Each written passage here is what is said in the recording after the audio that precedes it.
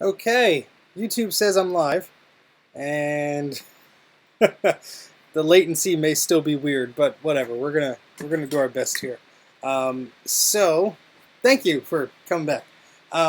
What I'm going to be doing, hope if I move the desk over a little bit, and let's not have the tripod fall over, please. It's always a good way to start out the stream like this. Yeah, the fans on my MacBook are running high, so if the audio sounds weird, let me know, and I will switch to my other microphone. Um, I'm also streaming at 1080p, which YouTube told me was not optimal. So this is gonna be fun. Yeah. So let me know if the video sounds good, if the audio sounds good. If video looks good, audio sounds good. You know what I mean. Hello, welcome back. This is going to be a much more leisurely, calming stream as my hair sticks up and does not go back down. And we're going to be looking at a Macintosh 2 here. Hello, dysfunctional wombat. And yeah, so we're just gonna hang out, have a nice Saturday afternoon. Yeah, so that's about it. So I'm looking at the YouTube preview on the website. Oh, good. The audio is flaky. Awesome. That's weird. Yeah, the output is set to be 1080, and then when I set it to 1080, YouTube says check the resolution. The resolution is not optimal for 1080p.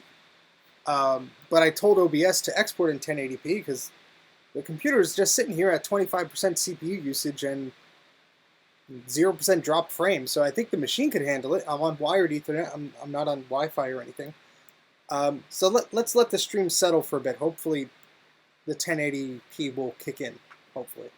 But it looks okay to me. Of course, I'm right here, but...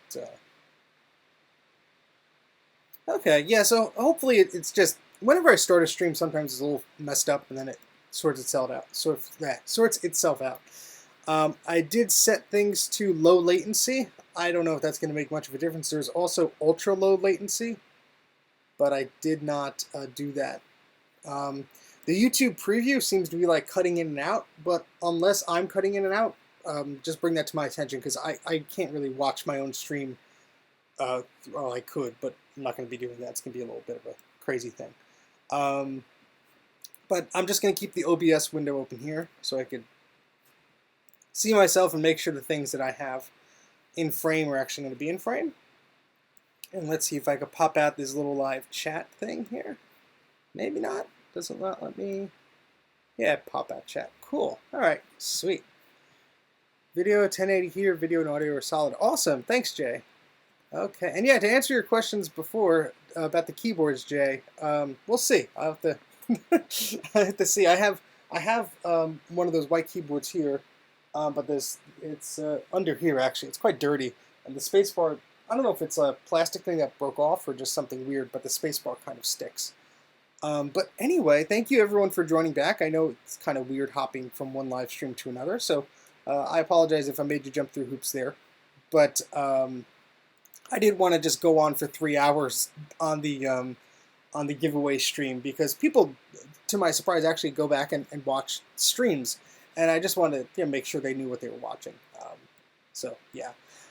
Anyway, today, at least from what I decided a few moments ago, we're going to be looking at this Macintosh 2, and I was cleaning it up a little bit because it still has some dust on it. Let's try not to spill any water on it. Okay, and yeah, so it has some parts taken out of it, and but they're mostly just here. Let's get you a bit of a closer look here. What those parts are taken out, mostly like the drive sleds and the floppy disks and everything. Because the problem with this machine is it requires PRAM batteries to start up, and I snipped out those 2 batteries, which used to be right there, right in the center there. Kind of hard to see until the camera decides to focus. So that will mean that with that the PRAM batteries in there, nothing's going to leak there, thankfully. But the problem also is that this machine requires the voltage through those PRAM batteries to actually just like boot up. without that, it's not going to do anything, unfortunately. So yeah, that'll be a problem. Mac 2 is one of the Macs I want to get my hands on. Yep. Song made by Sony. Yeah, Sony made the power supply. Yeah. Yeah, so let's get a shot of that. Good call. Good catch there. Yeah, Sony made the power supply. They also made some of the floppy disk drives, I believe. Yeah, so I mean, this I got a while ago. It actually came with a monochrome monitor and a video card. The problem right now is to get this to start up. I have to jump start it with, whoops, I was going to say 4 AA batteries, and then one fell on the ground. Hopefully that's the only thing I dropped. 4 AA batteries has to actually jump start what the PRAM batteries would be. So what I went ahead and did is got this. It's a pack of these different battery holders. And essentially what you could do is put a bunch of batteries in here and jump start it. Now, if you look at the voltage, the 2 PRAM batteries actually require, I think it's the voltage of 6 AA batteries, not 4. But 4 will be enough just to get the machine to start up. I don't really care about the clock keeping time or anything like that. This is not going to be a permanent solution or anything like that. But this multi-pack, let me take them all out here. This multi-pack actually, has, 3 battery holders that I could solder together and put it in, like have a wire leading out or something like that. So I could keep the PRAM and everything. I don't know if 4 batteries is enough. 6 may be the way to go.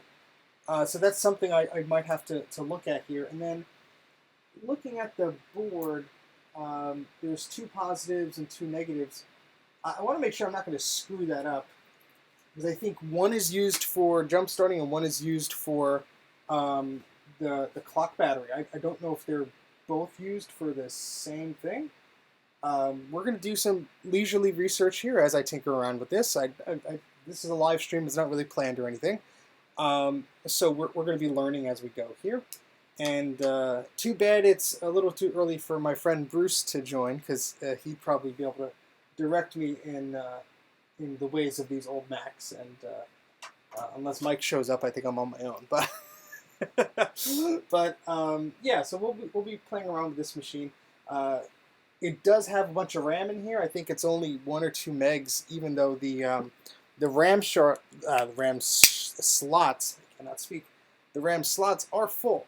And this machine, I don't believe, will boot up without pairs of RAM. So I actually labeled all of them, sim left, sim right, just because when I was toying around with this machine earlier and I cleaned up the board as best I could, I wanted to make sure that I wasn't going to have any memory problems. Yes, this is a big Mac, and it's quite heavy too. The reason I have the case off is because it's actually I don't know why I'm pointing, but it's actually on the other side of the room. The case, when I got this machine, it was stuck right here, and there's a hairline crack, unfortunately, right on the front of the machine. It is yellowed. It's not the most cosmetically beautiful thing, but I kept the top case off because I'm like, you know what, I don't want anything further to happen to the top case. I don't need it to work on it, so I'm going to leave that alone. The other, not problem, but the other thing I have to keep in mind with this machine is it doesn't really like booting and displaying graphics on LCD screens. Even with an adapter, it's not going to be 100% happy with that. So I usually have to grab a CRT to play around with that. To answer your question, Dana, this is a Macintosh 2, not a 2X. This is the only big form factor Mac I do have, but I believe it also has the Math coprocessor installed there, which was an option on these machines. So this is pretty decked out. The only thing that I would like to change about this machine, and I don't know if I'm going to be able to do that, is there was a ROM upgrade available where you can upgrade this to read 1.4 megabyte floppy disks. This had dual 800K disk drives in it. So that's the only thing that's sort of holding this thing back from being more, not useful, but you know what I mean. It'd be more compatible, I guess. The caps I don't think are really bad in this model. This was pretty much before like all that started to happen. I did get the machine to boot up, and I was able to play around with it. But I will recap this machine. I just don't have the caps on me. But that's something I will be doing. I did take a look at them, and I don't see really any corrosion or anything. I don't smell that fishy smell or anything like that. These caps look visibly different than the caps on like my SE or my Mac Classic or anything. And yes, I will be replacing the caps eventually. I just don't have them right now. I didn't order them yet. It's something I meant to do before the end of the year, and oops. So I'll be having to do that. But yeah, I mean these are very interesting machines, at least to me. I always wanted one, and I sort of got one with a monitor. Like sort of, I got one with the monitor, and I really didn't want the monitor because I knew it was a black and white CRT, but that's what I ended up with. Yeah, the audio might be suffering because the MacBook fans are like blowing like crazy right now.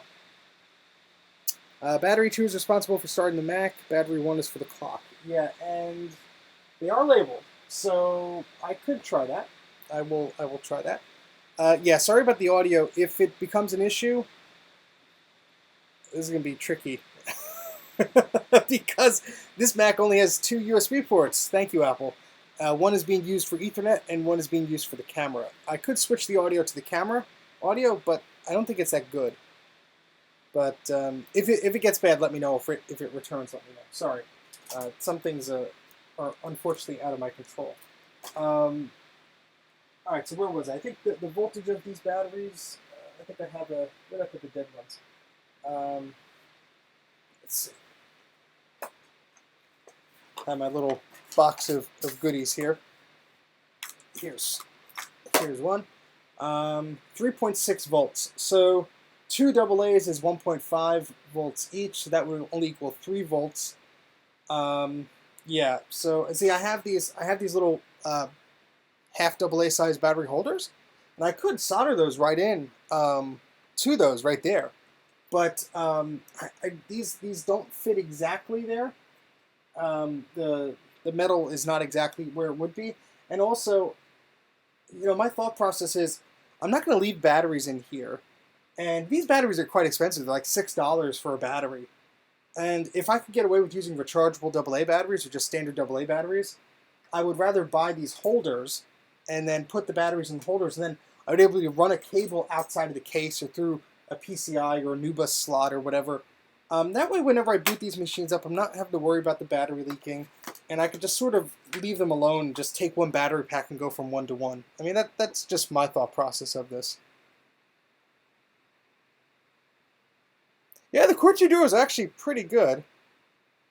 Yeah, the MacBook, it's a 2015 Retina, so it has Thunderbolt. I do have a Thunderbolt adapter, but it's upstairs. I'm not going to bring it down here just to give it a USB hub. But the fan seemed like it's calming down now, so hopefully that resolves the issue there. But let me put the little toolbox here. I'm going to start off with just so what I did before. There's a jump start trick for this where, and let me move the camera again, just to show you. There's a jump start trick where you attach one of the wires to this white connector here, and then you attach the other to ground, and it will start the machine up.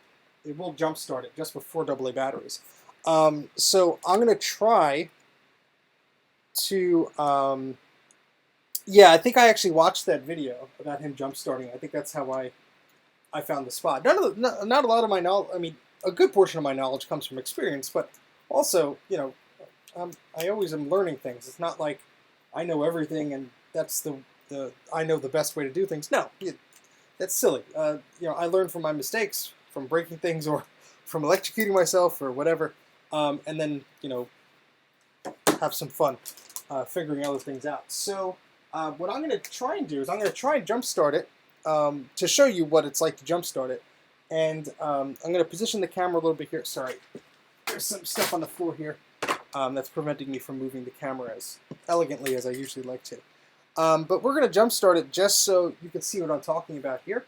And then I may solder some wires to the positive and negative and run those around and well, we'll go from there and just see what we're doing on the stream and see if you guys enjoy this type of stuff. So keep the comments coming, and let me move some of these battery packs. Oh, I am dropping everything today. At least the Mac is on the table and I can't drop that.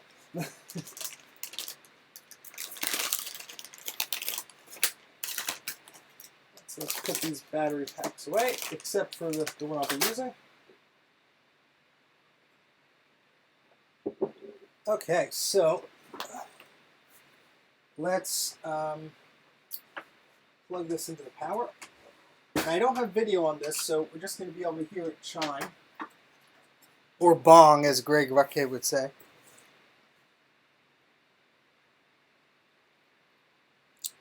Okay, so let's move this like that. So let me see if I get a little closer, just so I can show you exactly what I'm doing here. And I apologize for the shaky camera. Eventually I want to get a tripod that's like hanging from the ceiling, so I could like easily do these shots here, but yeah, for now that might be the best I could do it. Let's see, Dysfunctional Wombat says, I definitely learned from my lack of knowledge about my Apple IIgs.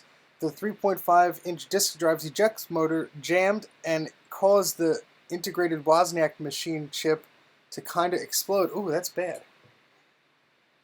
It bonged! And yes, this is a fine Star Wars Episode 1 mousepad that fits into my 90s aesthetic here, so we'll move that over here. Alright, so what should happen is by connecting these wires, I forget which, to be honest, I should be able to start it. So we're gonna try that here, and it's been nice knowing you folks.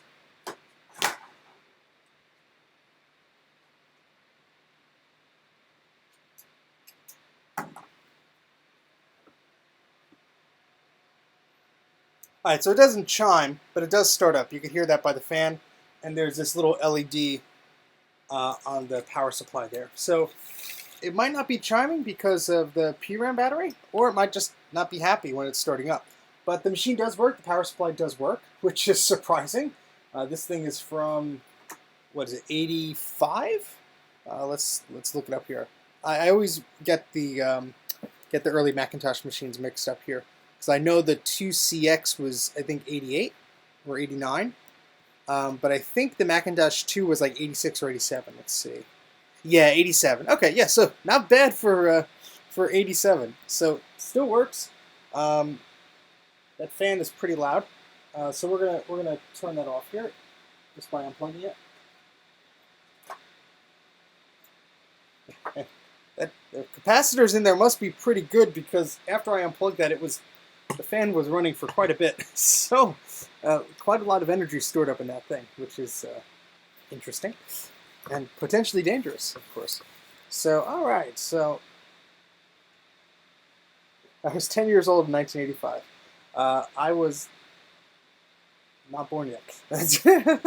Anyway, all right, so we know that works. I'm going to try and connect this just to hold it to the little pegs on, I think the knowledge was that battery 2 was what it needed for starting up. Let's see. I'm just looking back in the chat here. Battery 2 is responsible for starting up the Mac. Alright, so what I'm going to do is I'm not soldering anything, I'm just going to wrap these leads around battery 2 and try the same thing, because if it starts up, then we have a pretty good understanding that battery 2 is what actually is going on there. So let's see if this will fold around here. It might not. I'm going to have to strip these a little bit just to wrap the wire around there a bit.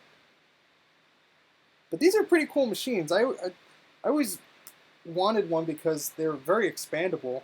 I mean, they're much slower than the other Macintosh 2s I have, but they're still pretty neat. So let's see if we can wrap this around here. Right, so that's making contact on battery 2. And so is this. Alright, so if I plug this in, hopefully nothing explodes.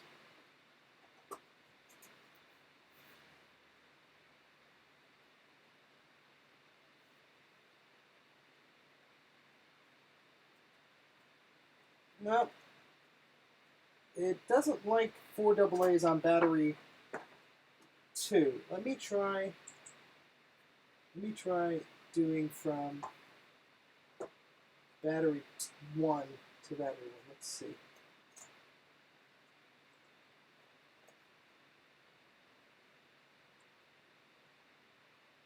Also just could be loose or dusty, but let's see.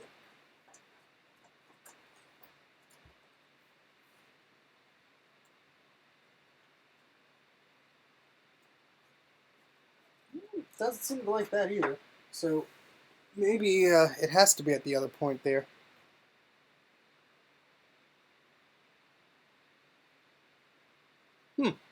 Let me look up. There was an article I read quite recently.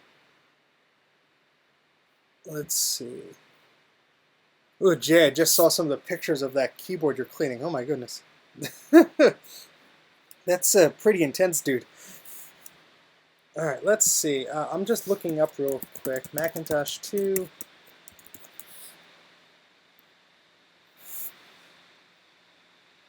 Oh, these fans are just going pretty crazy here.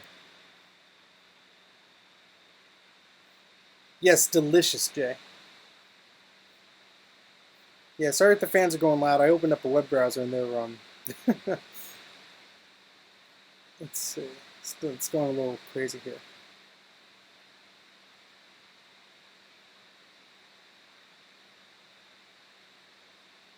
Some people are saying to try powering on via a keyboard because sometimes the trace goes bad on the back. So I will do that. I have a keyboard here.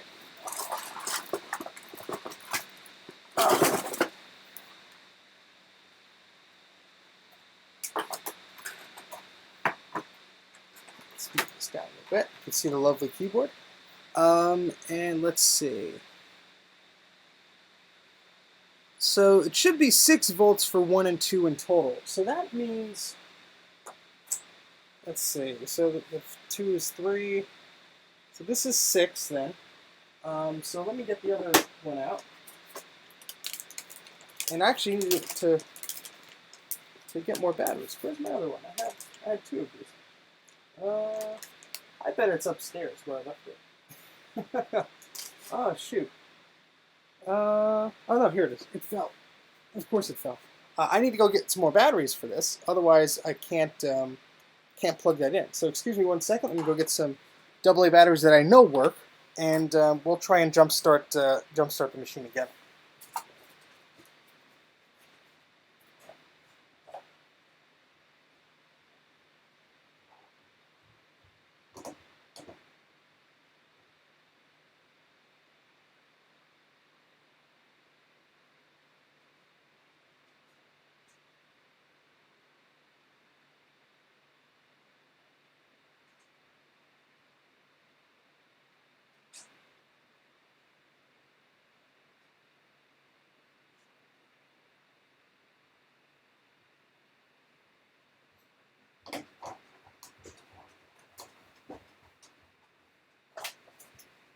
Okay, got some batteries. Brand new batteries. All right. Okay, so let me back this camera up a little. Oh, it's caught on the little table we have here. All right, this is always a live stream, so it's always a bit weird. Okay, so we got some brand new batteries here. So what I'm going to try and do is, yeah, it's a little better. What I'm going to try and do is first get some dust out of here, and I'm going to attach 6 volts to battery 1, and actually, wait, what did this guy say? Was it 6 volts total or 6 volts each?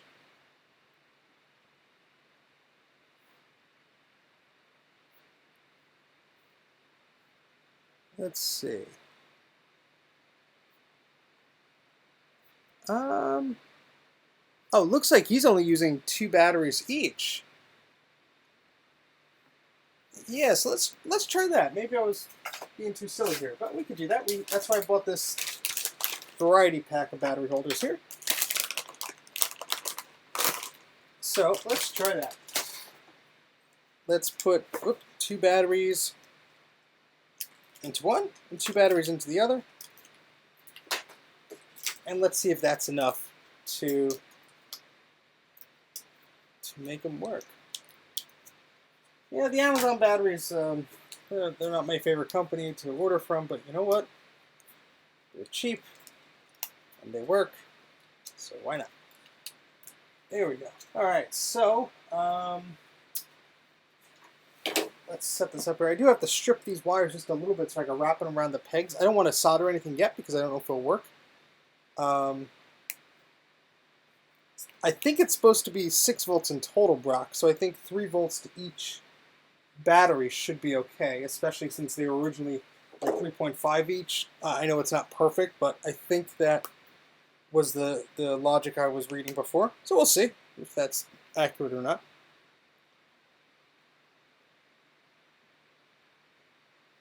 All right, and let me just look back to make sure what's going on here.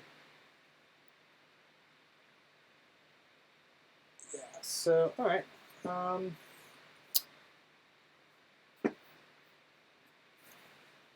Yeah, Rayovac is actually what I used to purchase a bunch of batteries from them, but they used to have rechargeables I loved. They were like 15-minute rechargeables. But all right, so let's do this here.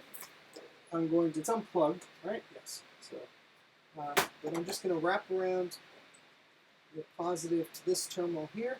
I'll strip the wires a bit so I can do this. And the negative to here. I just hate doing this.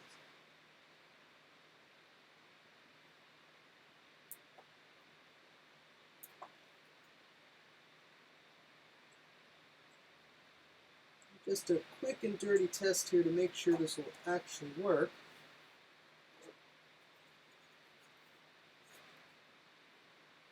Let's see. Yeah, for the holidays for my relatives, I gave them toys, and I'm glad I had batteries on stock for them. All right, in stock. All right, positive is plugged in. Oh, I heard the power supply do something, and nothing's even plugged in. So I have a feeling this will probably work. Let me plug the keyboard in. So it's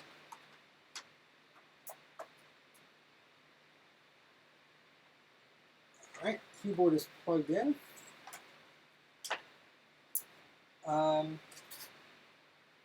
All right, plugging in the computer.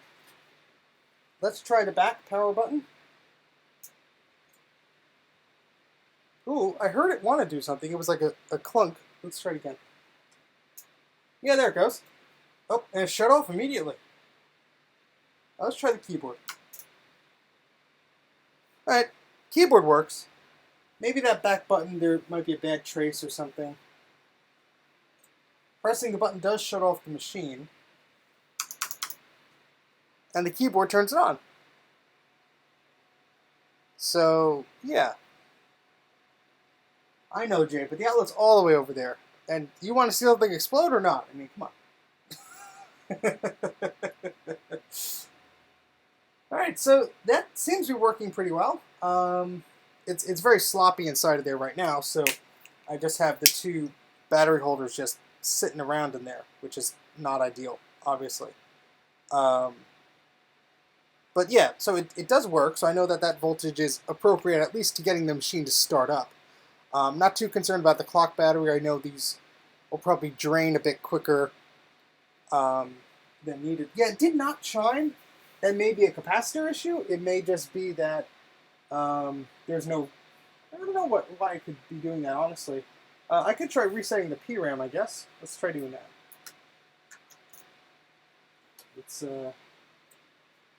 Man, I don't even know if this machine's new enough to know how to do that, but we'll try.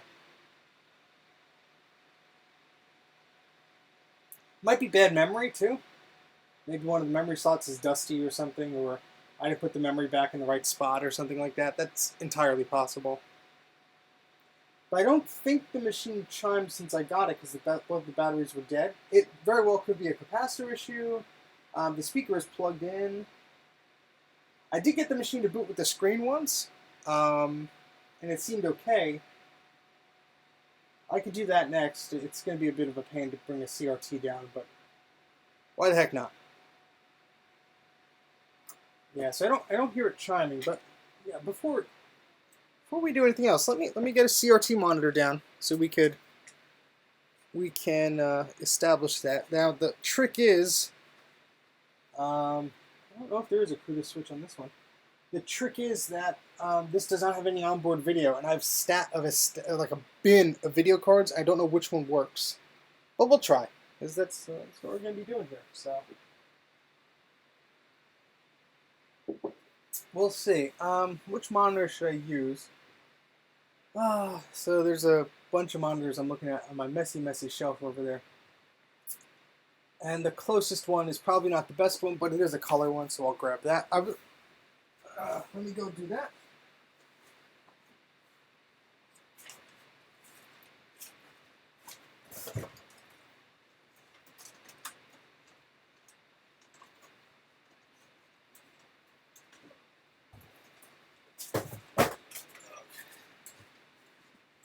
This is not my favorite monitor because the quality isn't 100% the best because it's a cheapo Performa display.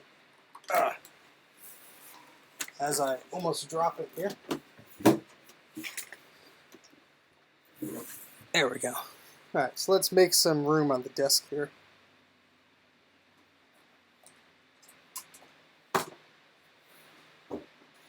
This is a Big Mac.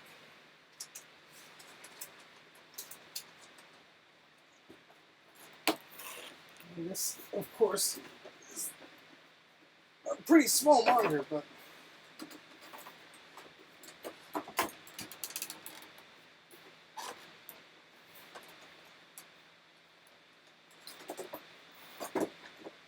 there we go. Okay, alright, so let me get some NuBus video cards, and let me get a power cord for this guy, and we'll go from there.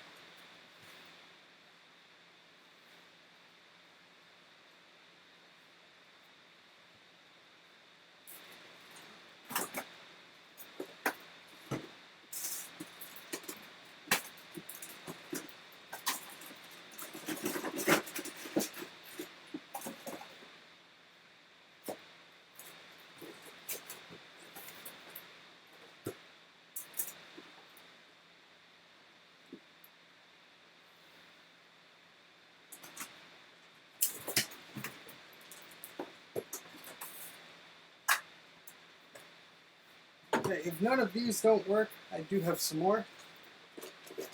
Okay,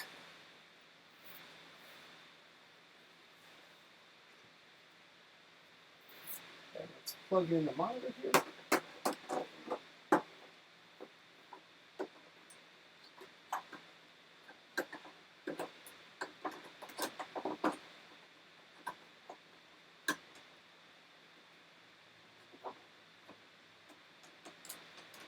It was fun feeling around exactly how they positioned that. This is a Performa. Oh yeah, it actually is a Color Plus. I don't know why I was saying Performa. I think it shipped with some of the Performas, or the Performas had similar ones. Alright. Not a bad display. It wasn't like the most beautiful one or the most fancy one Apple ever made, but I think it only supports one resolution, which may be problematic. Alright, so these aren't going to work. These are these video cards here. Let's see if you guys can guess what they're for. These video cards here are what Apple used to call workstation video cards, but they're also for the Apple Portrait display, which I do have. I was going crazy looking for a video card that would work with my Portrait display. Yes, it is 13W3 connector on here, and I couldn't get a card that worked. Turns out the caps were bad, so I've replaced the caps on this one. And yeah, I think I still had some problems, but one of the reasons why I bought a second card is it came with the cable. So I was able to actually get the portrait display to work. If we get this machine working, maybe we'll demo that. But I'm not going to introduce some other craziness here. I just want to see if we get this to work with a known good video card. So here's another NuBus card. This is a Super Mac card. So this should have enough memory in it to drive a color display, hopefully. So we're going to be using this one. And let's plug this in to the first slot here. Let's plug in the video cable. Now, I'm going to warn you, the CRT is going to flicker and such. Not really too much I can do about that.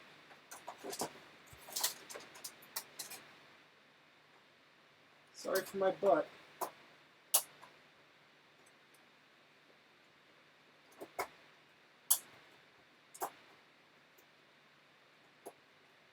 This connector does not want to fit in the plastic that Apple deemed appropriate for the NuBus card. Oh, well, that would explain why. It's actually slightly over. Let me try this again. Here. Okay, so we have our Macintosh 2. We have a color display here. We have our keyboard and mouse, not in the ideal spot, but this thing takes up a lot of space. So I'm going to turn the monitor on. Ooh, it's a bit noisy one. And yeah, let's try and turn the machine on. Hey, Super Mac, sweet. All right, so the graphics card works. We have a cursor, and we should probably get a blinking floppy disk. Yep, sweet. So the machine works. I don't know why it's not chiming, but it's not complaining otherwise, which is good. Let's see. I do have some floppy disks. Yeah, there's a crunchy power button. So let me see what we could do here. I'm looking in my bin here. We have a NuBus Ethernet card too. That'd be pretty fun to play with. I don't know if the speaker's busted. That's a good question. Another NuBus Ethernet card. Let's see. So I had some 800K Mac discs. Just seeing if I could find those. I don't want to have to make a new batch of them if I can't. I do have a SCSI 2SD adapter as well, so we could try that. Yeah, we could play around with this for a little bit if you guys are patient enough with me here. And just looking around, see if I'm seeing any discs. They're probably elsewhere here, but hey, yeah, glad you're enjoying the stream here. So we just got a Macintosh 2 to start up. It does have sound out. Just popped in. Was the board recapped? Might be a busted audio chip. No, yeah, so the board was not recapped, so there's plenty of reasons why we might not be getting sound. And like I said, I think since I got the machine, I don't think I heard sound on it. So there could be a number of reasons. Could be the speaker. It does have audio out, so we could test that. I want to get the machine booted up into an operating system, and then I think it'll be much easier for us to troubleshoot exactly what's going on here. So I'm just looking through some of my Apple discs here. I do have a set of discs here, but I think these are all high density. Yeah, these are all high density discs. These are for a Macintosh Quadra 610, so these won't be appropriate. Yeah, let me just look. I know I have some other discs here, so pardon me just walking away for a second.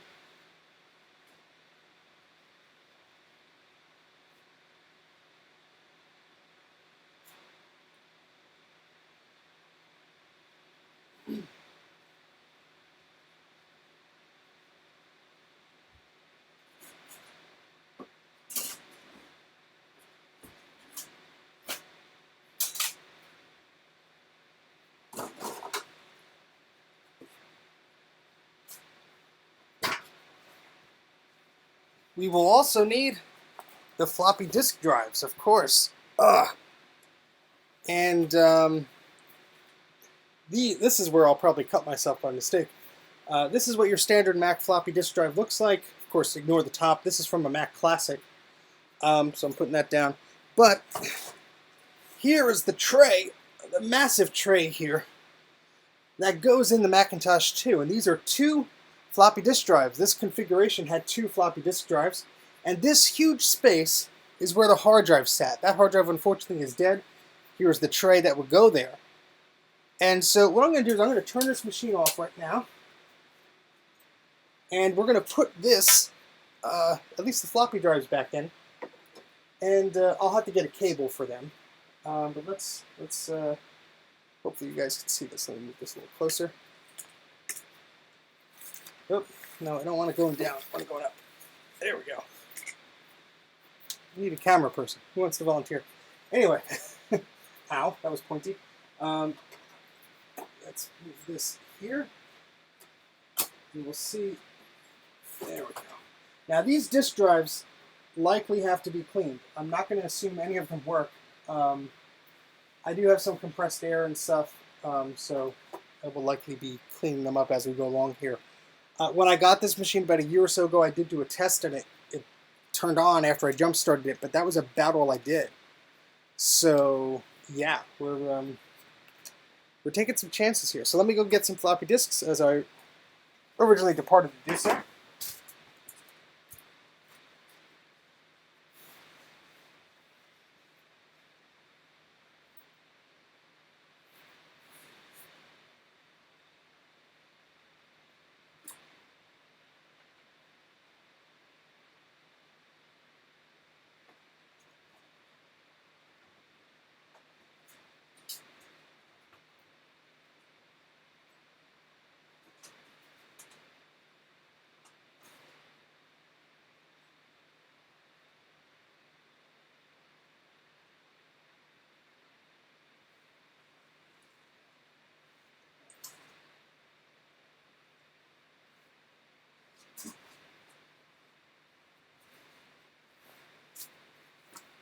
I had a stack of them. Let me see.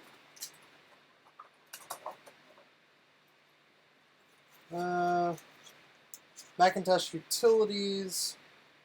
Yeah, I don't know if this is meant for that computer though.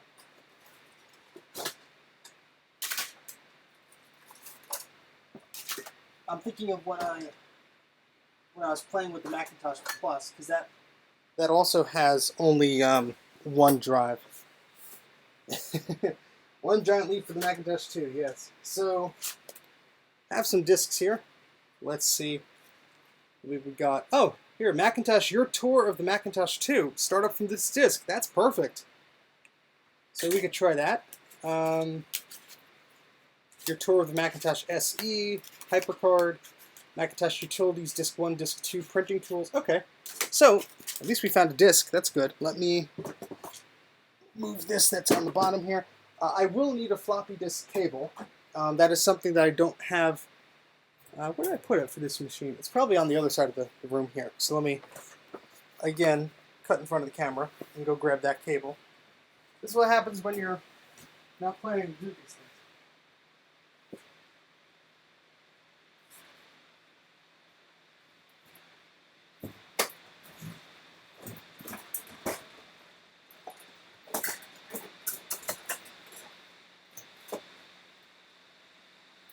Okay, so I have another bin here.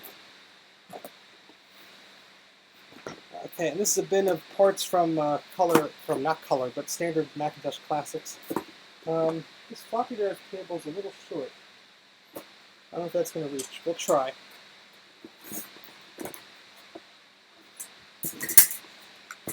If not, I'll have to grab another. But let's put this on the floor here. Let's see. So does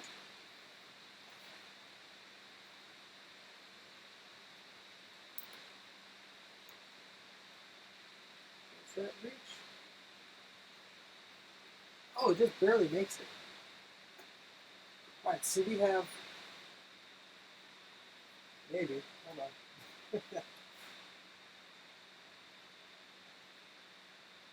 That is almost like too tight for comfort there. Let's try this right here. Do this first. And then let me put it through here. There's like this little channel in the back. Did that help at all? I really should have the long cable here, but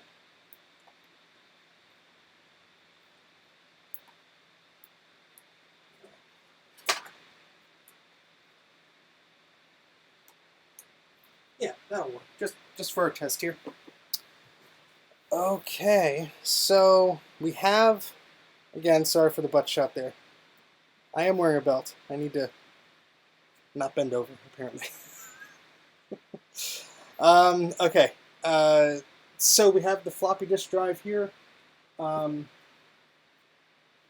there's some dust in there. Where's my duster here? Hold on. I had a can of dusting. Here it is over there. Let me get that. Just so we get some of the dust out of here.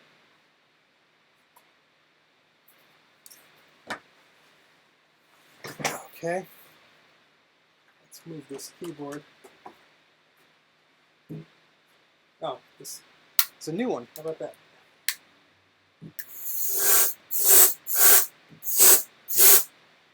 I wish I knew where the little straw thing was for this. That would probably make it much more effective. And I don't see, usually I have like a dead can that I steal the straw from. But, or nozzle or whatever you want to call it. But this will have to do for now.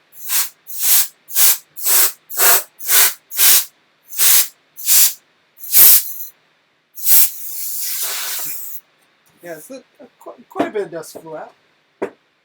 Not a small amount of dust, not a big amount of dust, but some dust. Okay, so, hope you guys are ready.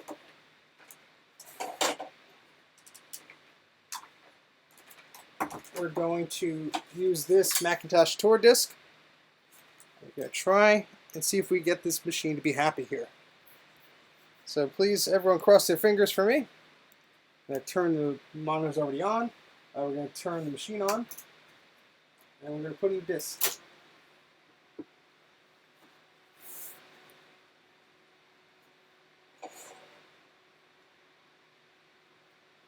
Oh, we got a happy Mac. Oh, it ejected it. No.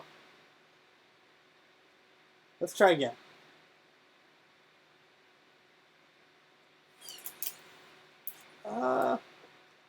It's for the Macintosh too. I don't know why it's doing that.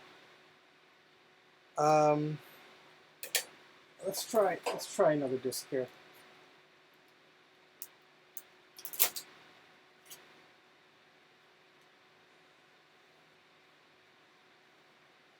Okay, it likes the Macintosh Utilities disk. This will at least hopefully be able to confirm how much memory is on this thing. Yeah, the problem is the cable's not long enough to reach the other drive. I do have the original cables to this. They're just in a bin somewhere. I've been moving things around.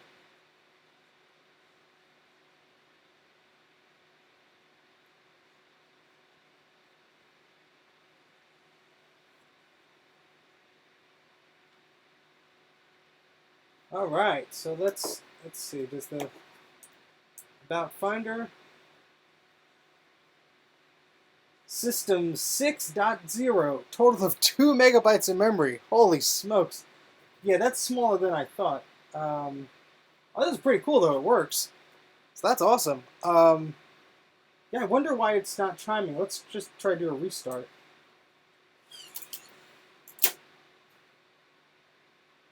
Yeah, no chiming. Sort of sad.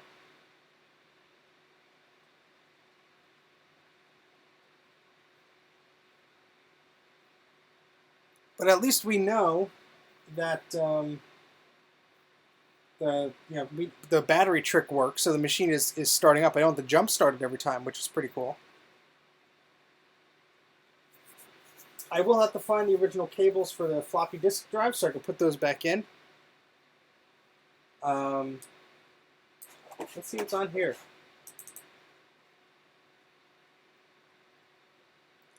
We got Apple hard drive setup, disk first aid, 8 hard drive backup, installer, responder, special installers. What's installer? What is this? Is this just for utilities?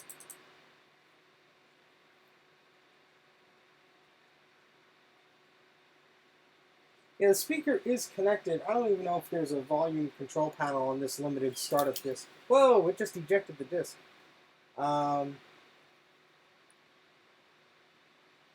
Oh, okay, so it's asking me if I want to install Macintosh Software System 6 or Apple Share or... Okay. We're going to put that back in there. I'm going to guess it's probably a capacitor issue, maybe the speaker. That on the Macintosh LC series, at least, that's the problem that I was having. But I don't know if this is full enough. Let's go to control panel here. Usually it's so limited, especially on a 1.4 meg disk, so I doubt there would be any extras on here. I really wish I knew where my version 5 SCSI to a Z adapter was, because make this a lot easier. Oh, we have general, we have speaker volume, here we go.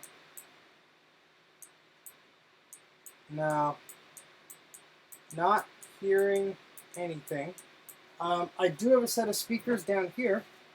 Let's try and plug those in. Let's see if they're connected to anything first. The power's on there. Hold on.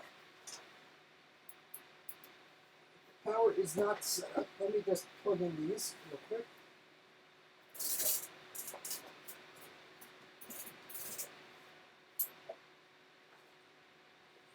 It would help if I could reach these. Hold on.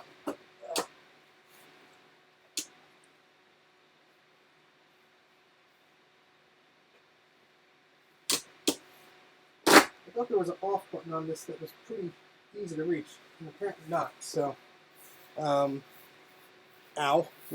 I'm bending a weird way, which you can't see on camera, which probably makes it even more amusing. But I have a pair of speakers set up under the desk here, over here. So I'm trying to reach them. The power's in this subwoofer thing. So let me try and set these up here.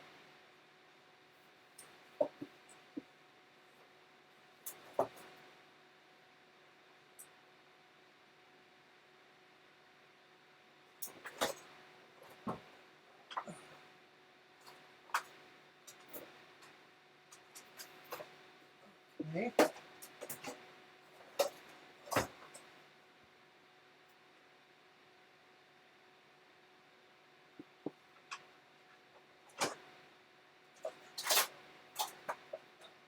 The power was not plugged in.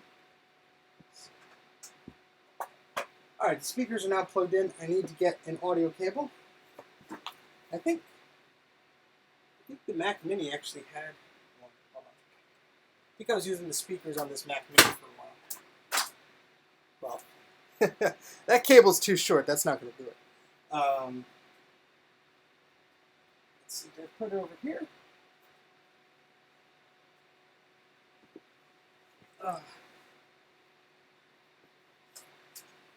No, here it is. There's it's running through here, and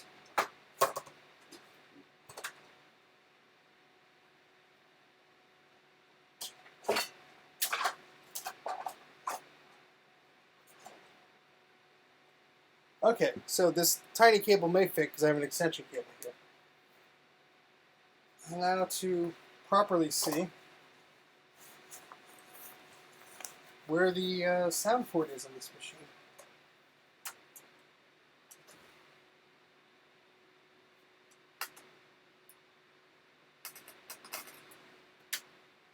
Okay. This has been an adventure, guys.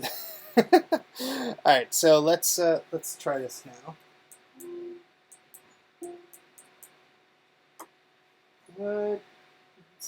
Raise the volume, maybe? Yeah, I'm not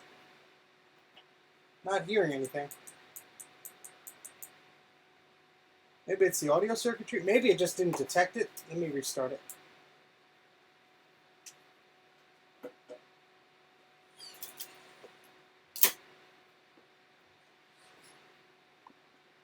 Could just be something on the audio circuitry or something.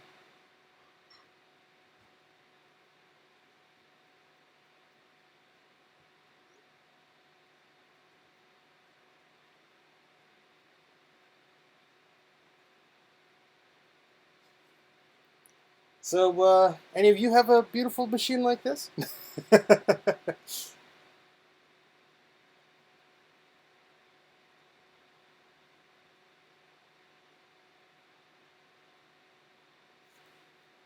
Okay, let's go back to the control panel. Yeah, I'd love to get more than 2 megs of RAM for this thing. Let's try the sound. No, it does not seem to be. Let's see.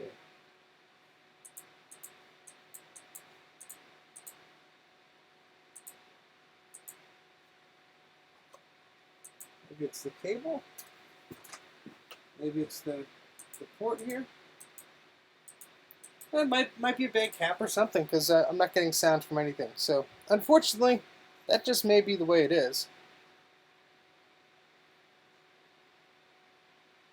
Oh, that's cool. Yeah, the two FX machines are pretty good. I mean, pretty cool looking. I don't know, you know, spec-wise, Apple was all over the place with their naming schemes. So, all right. So, yeah, there's not much else I could do with this machine right now. I want to get all the parts together, the SCSI 2 SD adapter and everything. Let's see. I'm just trying to think of what I could do without going too crazy here, because there's other things I want to tinker around with, but for this machine, I probably want to recap it before I do anything else. I do have that SCSI 2 SD adapter. Yeah, let me see if we can get this booted up. Hold on a second. I don't know if it has the right software on it though. Well, we'll try. Let's see.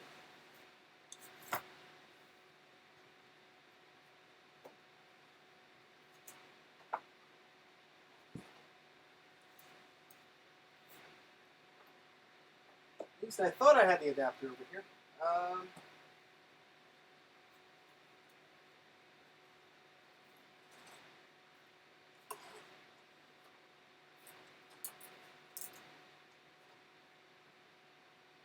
I guess I don't.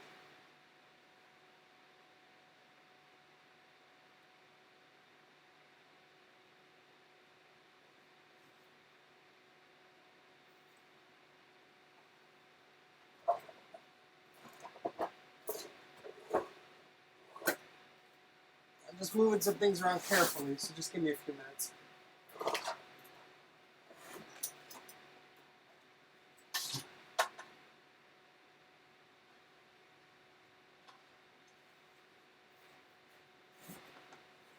Oh, that's not it.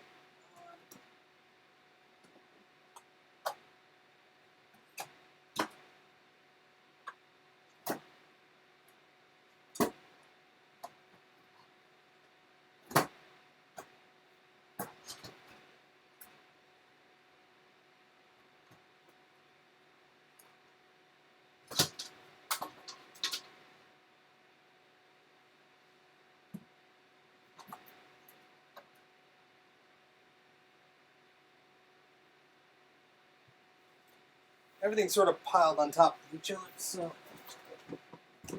I'm just taking a look to see. Because I know where one of them is, but that doesn't have the software I need on it, unfortunately. So with that, it's going to be a bit of a problem. Oldest Mac I have is Revision 8 iMac in non-functional state. It's an early unit. Oh, cool. That's interesting, because I thought they actually shipped all of them with 56K units, but I guess you got an earlier one. That's pretty neat. What's dysfunctional about it? As I turn around and try and find the adapter on my messy desk.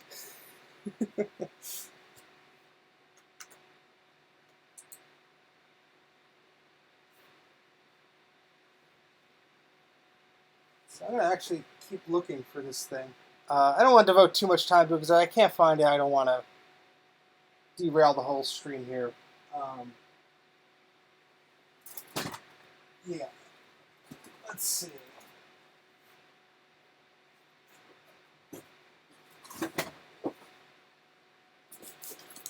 I found another Alpha Smart.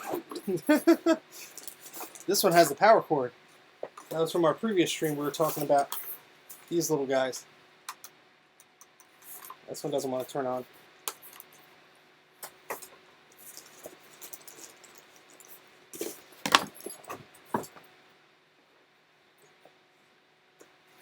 I'm going to plug it in so we can charge, though. That's what the power adapter for that Alpha Smart looks like. It's a 7.5 volt DC, 100 milliamp with a positive center pin as the polarity. Needs a hard drive, needs CD-ROM. Once I moved, and even though it's packed good, password suffered plastic damage. Oh, that's sad. Well, at least the machine's still functional. That's better than nothing. I mean, cosmetics aren't everything. A lot of my machines have scratches and dents and cracks. It's just really nothing you can do about it. With age, the plastic gets more brittle, so let's plug in this Alpha Smart. There we go. Testing RAM. Initializing all file partitions. Okay, I guess it was the first startup. Alright, hello from Mac84. Whoops. Pretty neat little display on that. So that's line 1. We can do line 2, line 3, 4. So you can see, you could display a good amount of text on there. You need some young eyes to take a look at it. How do we send data to the machine?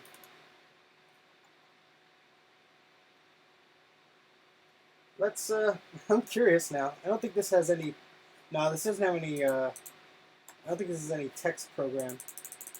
This frees up on us? Or is our, or maybe I unplug this to a degree. No, because the mouse works. I think it froze up. Let's restart it.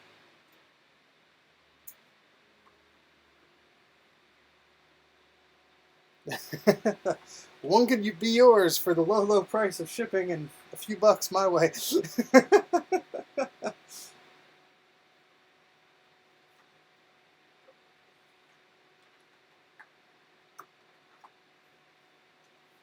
I'll play with this another time. I'm just going to let it charge here in its case. I don't want to overwhelm this poor little Macintosh 2 by hot swapping ADB things, which you're really not supposed to do.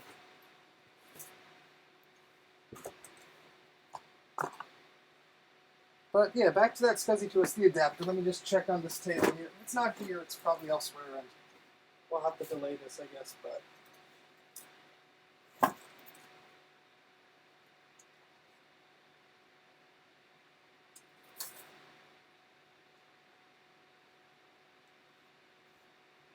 yeah, even if I find it, I don't think I have the proper software on an SD card. I think all the stuff has System 7, and this doesn't have enough RAM, I don't think, to run System 7. But hey, Jacob.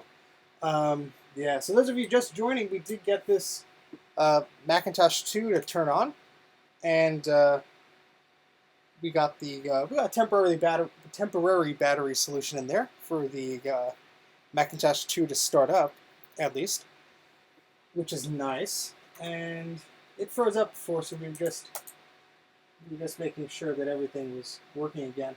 It's really gonna drive me mad where I put that SCSI to SD adapter. I do have some SCSI hard drives here, but Mac drive works. I have no idea like what systems are on these or anything. This is for a Mac Classic, and I don't really want to turn them on because I might want to recover data off of them. And I don't have the machine set up to do that right now. Yeah, but the hard drive that came with this was huge. It was a 5 1/4 inch drive, much smaller than the 3 1/4 ones now. But it was pretty interesting to look at System 6 here, and What else is there? We got an alarm clock. It thinks it's 1997. Let's blow its mind here. Oops, it's not the second. It's the fourth, actually. There we go. And it's actually 2:55 p.m. So this little Macintosh now knows what year it is. It's probably very upset. Scrapbook. Ooh, let's see what's in there. Downtown office occupancy rate. It's like a little org chart, memo. Oh, that would be perfect for New Year's. Look at that. That would have been pretty good. I'll have to remember that for next time.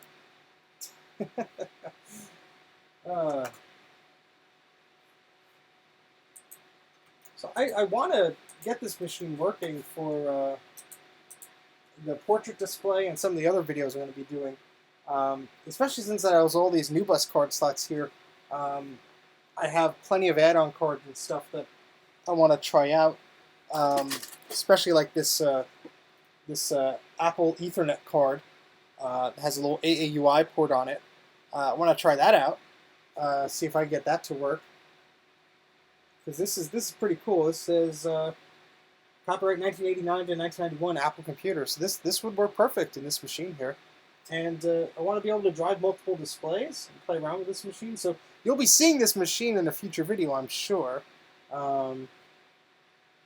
It's just failing me right now what I could do with it right now because we are having we don't have a suitable hard drive solution set up for this. But what I'm probably going to do is tinker around with this some more. I don't know if you guys have any ideas of what I should do with this right now since it is sort of in a weird state. I can go around and look for more cables, but I kind of feel bad just leaving you guys here, like to stare at the computer while I'm in the background looking for things. But let's do that. I'm just going to try and see if I can find the other cable for the floppy disk drive. Put some questions in the chat and see if you have any questions. I can answer them. I do have an AUI transceiver, thankfully. Wonder if you put a video card in every slot if that would work. Yeah, we could try that. Good point, Jay. All right, yeah. If you don't want to be here, you don't want to be here. But all right, we're gonna play around with this thing. Let me go get some floppy cables here and see if I can find anything else good to plug into this machine.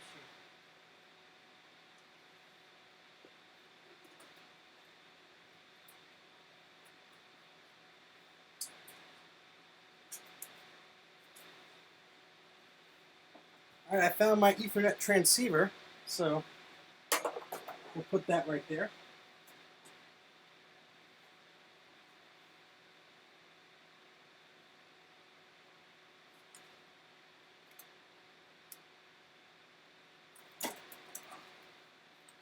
Here's the original hard drive. So we'll put that right here.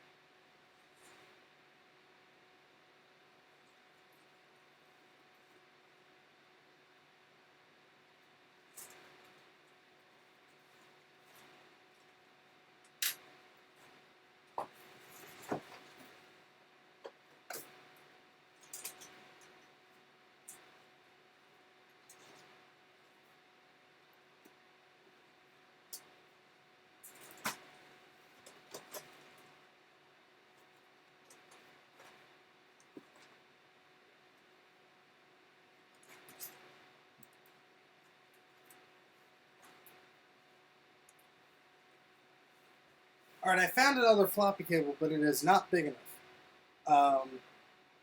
So I need to find one that's of the appropriate size.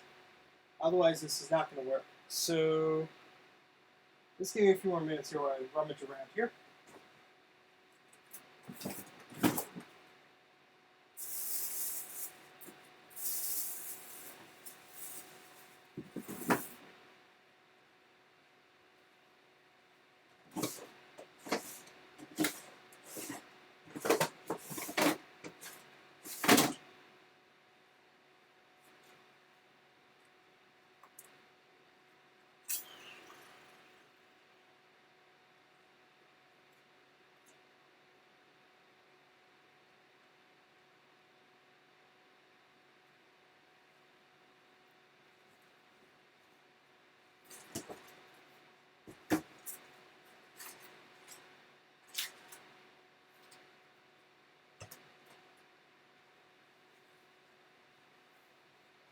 I keep thinking I find a long one, and then I realize it's not long enough. So, um,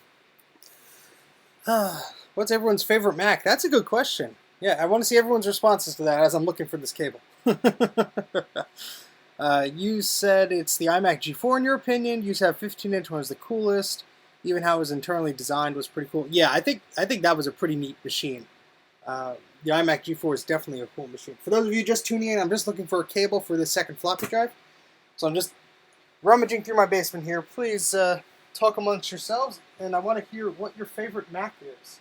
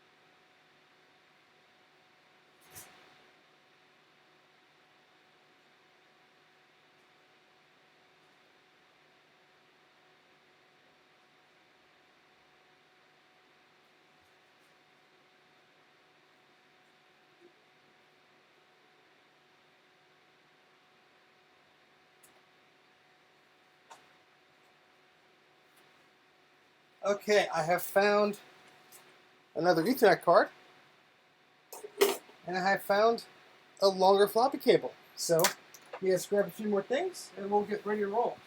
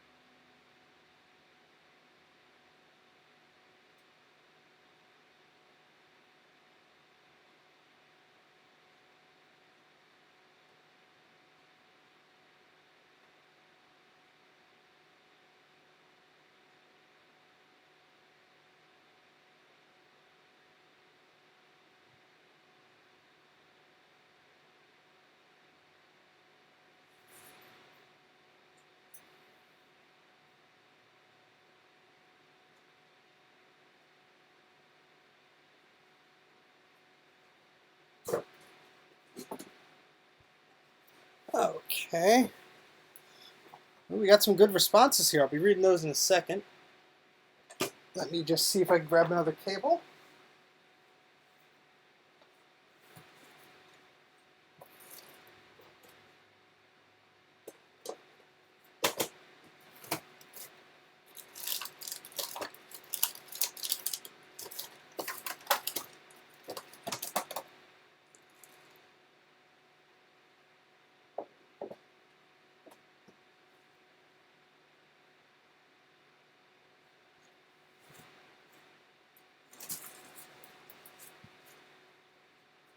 If nobody said a Quadra is one of their favorites, I'm going to be disappointed.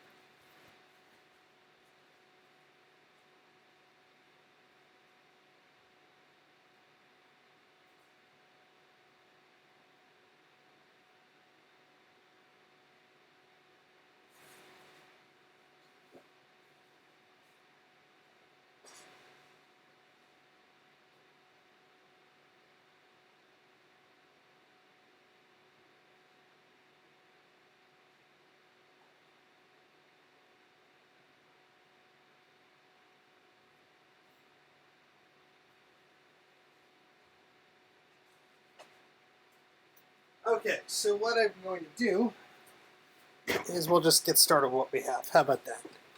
Oh, we got a lot of good questions, responses here. Let's see. Let me put these down over here. Okay, wow. Where do I begin? I gotta scroll up here. Okay, so Quadra 950. Good. Someone mentioned a Quadra. That's a heck of a machine. I don't have one. I wish I did. Jay says PowerPC G3 blue and white, and a 5.1 Mac Pro. Very, very good choices. Yeah, the Quadra is just the beast. I love it. Yeah, the iMac G4 is a good one. Yeah, the SC30. That's a good one. G4 mirror drive door. Yeah, it also depends on your personal connection to it. I mean, what your machine is that you have a lot of fond memories of using. What happened in the last 10 minutes? I was looking for cables, so you didn't miss anything, Raw Elements. Let's see. Yeah, PowerPCs are cool. Yes, good rundown. Yeah, the 950s are stupid expensive. I wish I could find one locally. The G3 clamshells, those are great. Yeah, eBay prices are a bit insane. So, yeah, don't trust what you see there. All right, so I'm going to turn this machine off. Let me shut it down. And I'll explain what we're going to do here. Okay, so first, what I need to do is install an operating system on here. I wish I had my SCSI 2 SD card available. There's two things. I have the version 6 one, which I did find. I don't know where I put it. It should be like right here, but it's not. So apologies. But I do have a bunch of SCSI drives. I just don't know if they work. So what I'm going to have to do is... Can I fit the other? Well, anyway, I'm going to use my clone computer to format one of those disks. But I don't know if it's going to be in a way that one of these machines likes, unfortunately.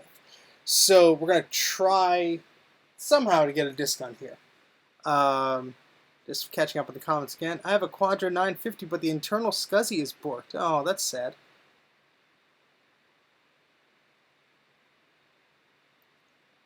Ugh, yeah, I don't have a Value Village by me, but I hear interesting things about them. 2011, you got an iPad too? And that started your Apple obsession. Oh, the Wall Street. Oh, you got rid of it. That's a good one though. Airport Express for $200. Jeez, I have one new in the box, and I wouldn't pay $2 for it. Well, I probably would, not 20 though. Okay, so let's do this here. I'm gonna need to make some room on the desk just so I can work on. Here, let me just. I'm gonna be right here. I'm just moving stuff around so I could move this tower closer. So.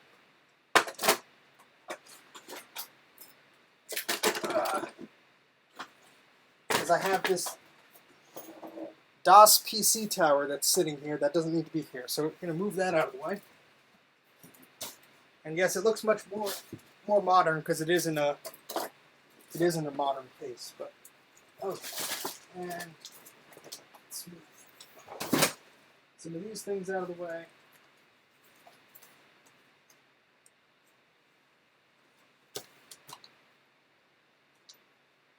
You know what would be funny? If that SCSI to SD adapter was plugged in behind the Macintosh Plus right over here. Which could very well be the case. I just haven't checked. So we'll look at that in a second, I guess. I just like there's stuff all over the place here. It's really a mess. I gotta clean this up.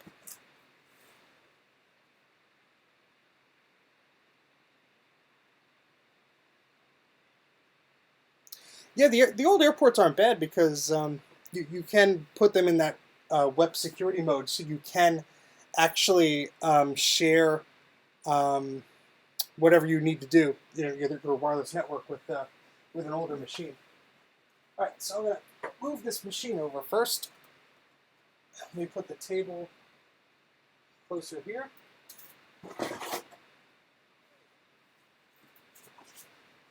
The little table, we're going to put this Mac on.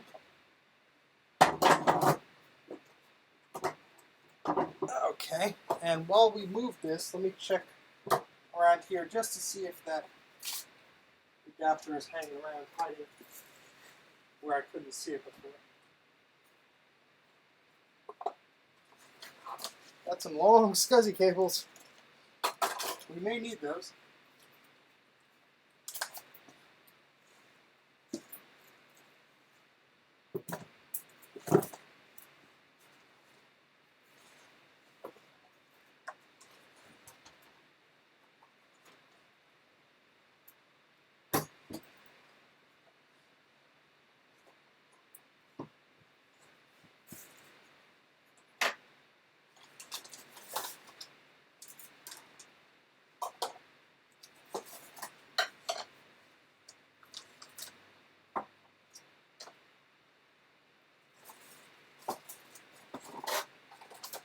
I just sort of shove things on the side here, unfortunately.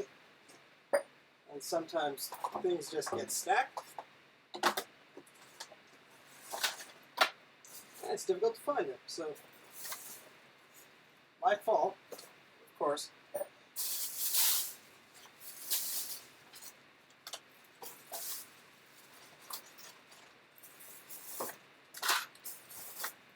Finding a bunch of mouse pads.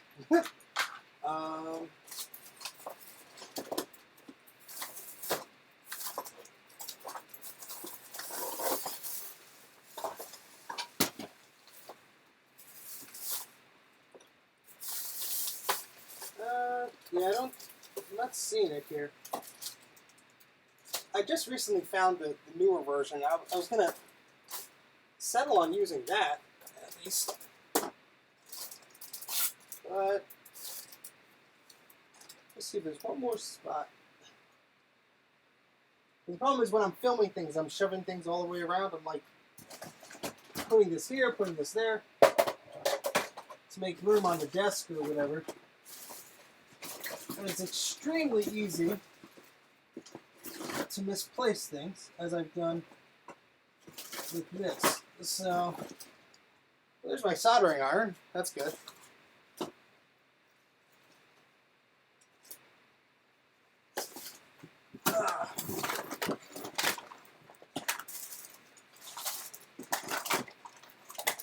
Me needing to organize everything is the understatement of the century, I think. So that's definitely, the irony is not going unnoticed here.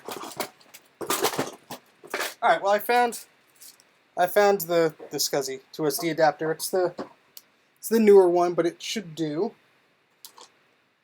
Sorry, got a lot of comments to catch up on here. All right, but I should not be leaving you anytime soon now. So, all right, let's scroll up here. Got 15 people watching. Hello, friendly people. We're gonna get this thing to work. So, thank you for your patience. All right, let's adjust the camera so it's not focused entirely on my forehead.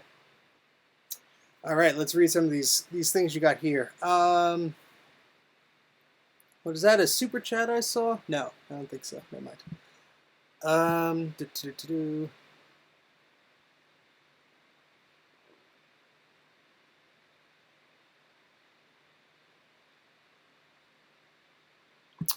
Dysfunctional Wombat, you should look into DreamPi. That was quite simple to set up as long as you have a USB modem that it's compatible with. But I was able to set up a dial-up surfer. It's meant for the Sega Dreamcast, but it works on computers.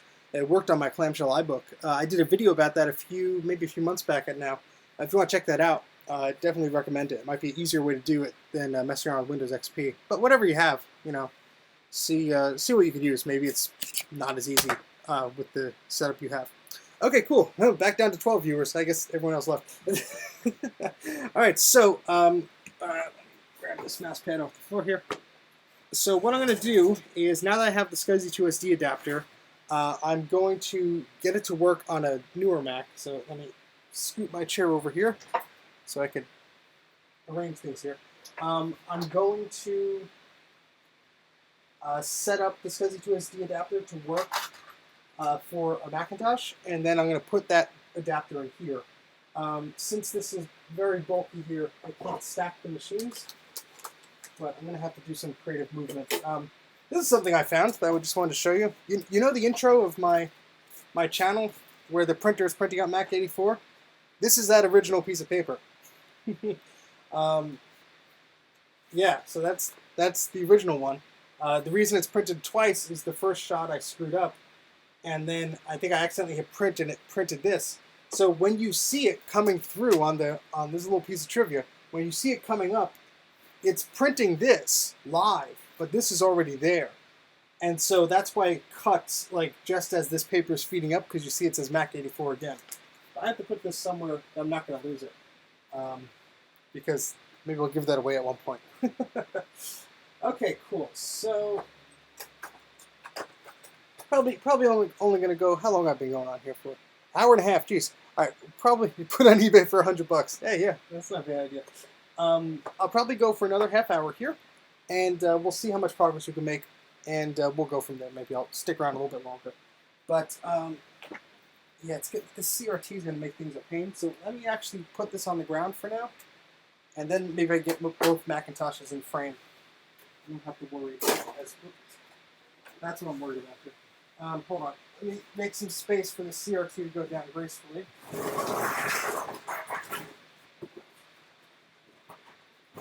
Because I just put the other CRT down right here. Okay, so I'll plug it.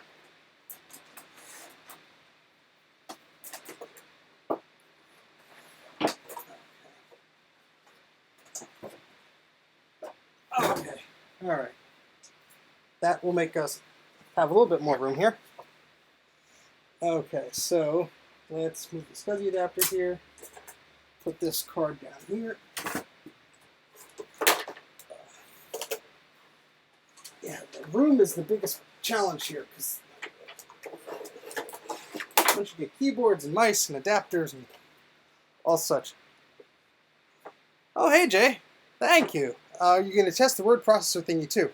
You know what? Since we have the other Mac here, I sure as heck can. I will do that for you. Thank you. That's probably setting a dangerous precedent with Super Chats. If you ask me a question, I'm more obliged to agree to it and just derail everything that's going on here. Let that be a lesson to all of you. Oh, no, wait, no, forget that. Don't. All right, so I'm actually going to put the other Mac up here. But thank you, Jay. That's very, very, very kind of you. Some more floppies to put down here. So this is a bunch of SCSI cables. I'm going to move that over here for now. It's such a mess. Alright, so we have this Power Mac. It's actually a Macintosh clone. Alright, that gives us some room. So, this over here. So this Macintosh clone is pretty cool. This is a Power Center Pro 180. I have the top off because ever since I got it, this machine has been super useful. It's rock solid. I've never had any real problems with it. So I use it a lot to image hard drives and stuff like that. So that's exactly what I'm going to be using it for now. Just want to do a quick comparison of the size here. This is that hard drive I showed you before that came with the Macintosh 2. 5¼ inch drive. This is what your standard 3.5 inch hard drive looks like. So quite a big size difference between them. This, unfortunately, I think is dead. I've tried to resurrect it without success, but we can always try again. I'm not opposed to doing that. All right, so let's plug this machine in. This has VGA input on it, which is good, because this monitor right here, I believe it's this one, yep. This monitor has VGA, so we can just plug that directly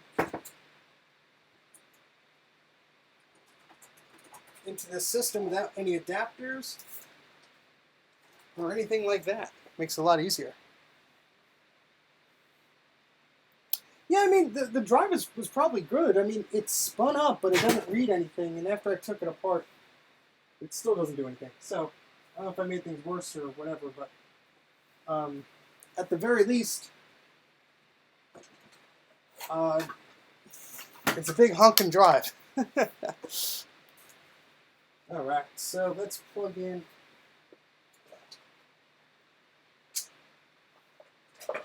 this machine here.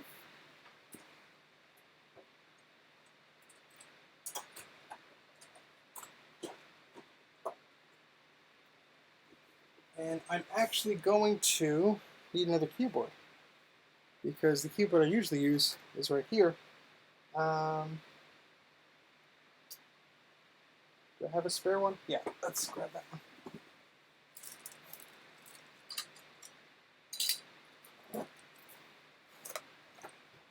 And I need an ADB cable. Need cables. This is a great keyboard, by the way. We'll be looking at that in a second. Just grab an ADB cable over here. Too many CRTs on the floor.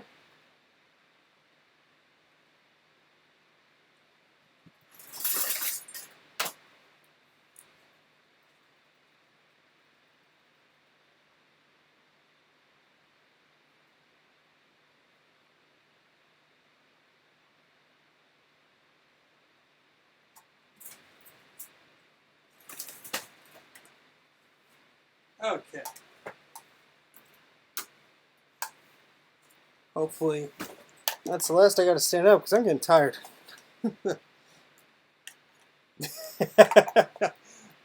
Will they mate? We will see.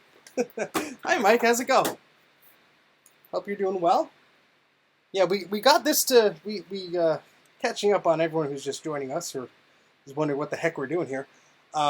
We got this Macintosh 2 to start up, and by replacing its PRAM batteries with some AA batteries. It's not chiming, but it will boot up from a floppy disk.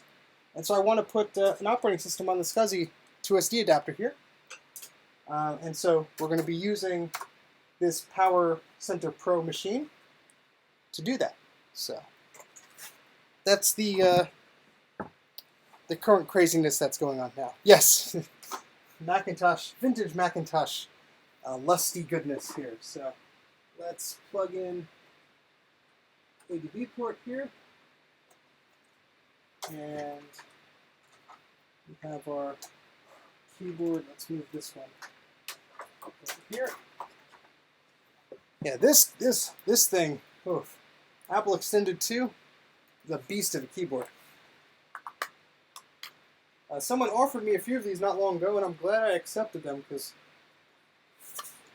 Most of them are built like tanks, so this mouse, on the other hand, has seen better days, but I think it still works. So, okay, so let's turn this monitor on.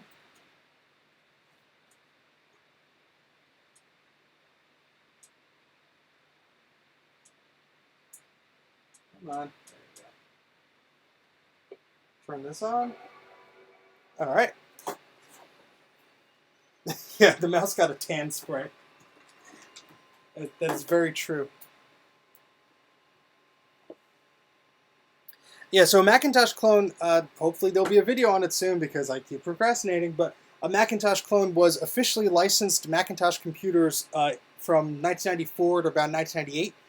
When Steve Jobs came back, he killed the program. The whole idea was to let other companies use Macintosh parts and Macintosh ROMs, like Pioneer, Motorola, UMax, Power Computing, IBM, to make their own machines to make the Macintosh a better platform, but it didn't really work out. So they were axed when Steve Jobs came back. The Apple Design one is a bit of a weird keyboard, but it is pretty cool. This Dell monitor, it's an old Dell Genesis one. These two Dell monitors, the only reason I have these plugged in here is they have a heck of a lot of inputs on them. This has component, composite, S-Video, DVI, and VGA with the built-in USB hub. This has component, composite, VGA, and DVI. So between these two screens, I could pretty much plug in anything, which is fantastic. I don't have the specific model numbers on these, but I think this is like a Dell Genesis, and I forget what this one is. But that's the real reason I use these monitors here. I use whatever works, and I used to have some different ones here, but the amount of inputs that it gives me just gives me a ton of flexible plugs here. Yeah, exactly. That's a lot of plugs. So, oh, and the plugins in this system, yeah, the extensions. All right, so let's see. The mouse works. Let's clean up this desktop here. I'm actually gonna have to shut this down to. Yeah, I'm gonna have to. Let's do a few things here. I'm gonna shut this down just so I can plug in a SCSI hard drive into this. If you press the menu button, it will stay at the top of the menu. I'm sorry, I don't know what you mean by that. If you press the menu button, it will stay at the top of the menu. Yeah, let me just, what was I going to do here? Plug in the SCSI to SD adapter. That's what I was going to do. So we have this power splitter because this version, actually no, this should not need power because this Macintosh should be able to output enough power to it. Oh, the on-screen display. Yeah, some of the buttons are a little finicky since I got it from Goodwill, so it's not in the best condition. So sometimes I just have to like slam my button in there, finger in the button. That did not sound right. Okay. Oh, this cable has a cut in it, does it? No, it's still intact. It's just some of the shielding is showing.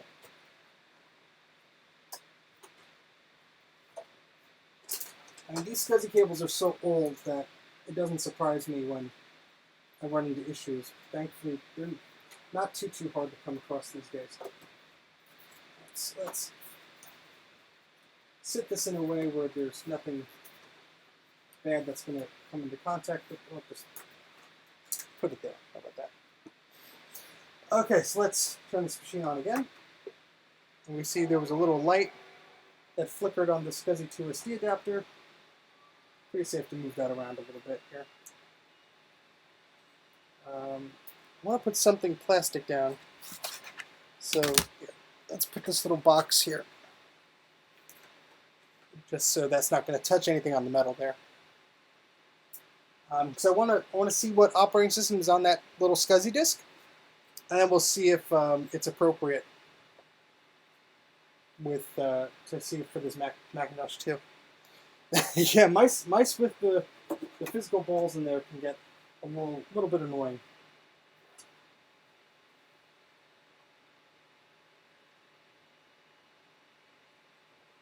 I bet this does not like the SCSI to SD adapter. I'm going to have to plug it into the MacBook I'm using because this SCSI to SD adapter keeps its configuration in a certain way, and you have to configure the SCSI ID, otherwise it will do exactly what you saw it doing, which is prevent computers from starting up. So I'm just getting up to look for, I thought I just had one here because I was cleaning up earlier and found it. It takes a USB micro. So I need a USB micro plug. Where is the USB micro plug? I just had them because I was cleaning them out, being like, why is this down here? It's probably like right at my feet. Here it is.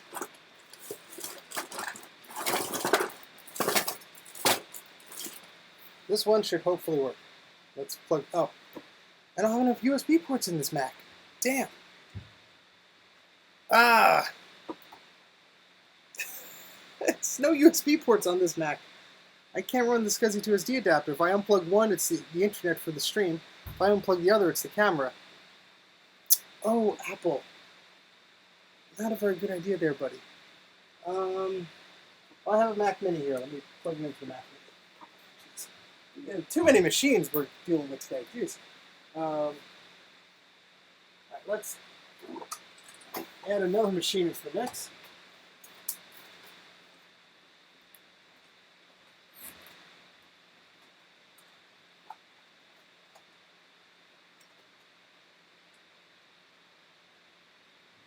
This should come up, hopefully.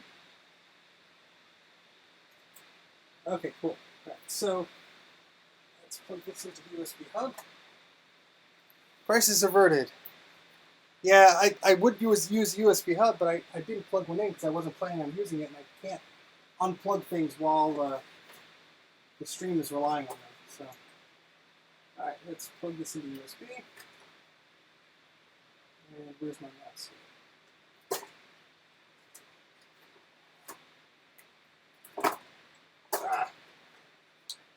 Okay, so it's showing what's on here. Macintosh hard drive, system folder, applications, Super Paint. That's right, that's what I was trying to get on here last time. System 7.1, that's the problem. I don't think this has enough memory to run System 7.1. Let's look up the system requirements.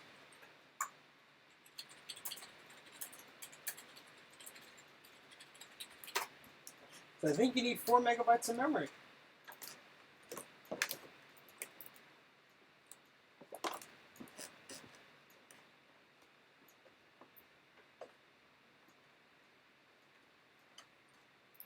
That's not going to help me.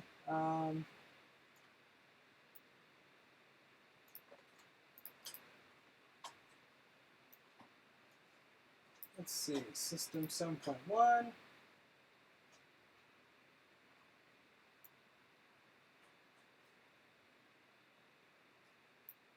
Mike, do you recall?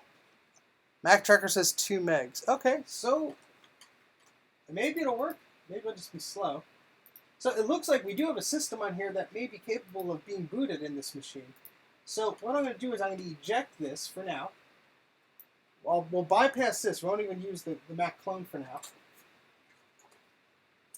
And I'm just going to plug this in to the Macintosh 2 and see, let's again clear some room off this desk here, see if we get that booted.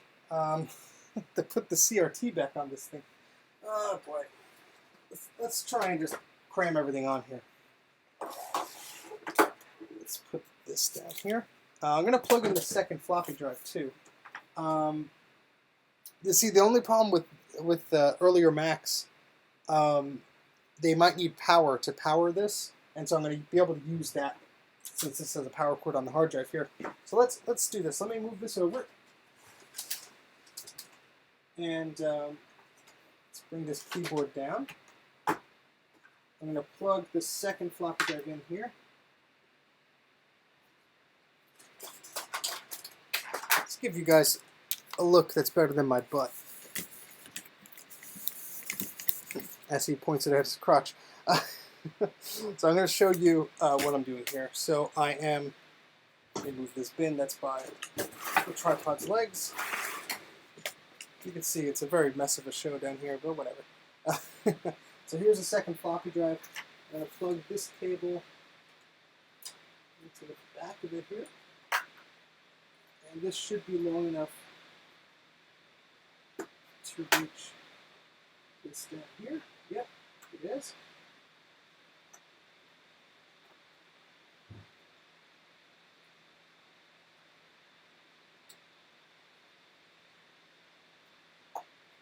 Alright, so both floppy disk drives are plugged in here.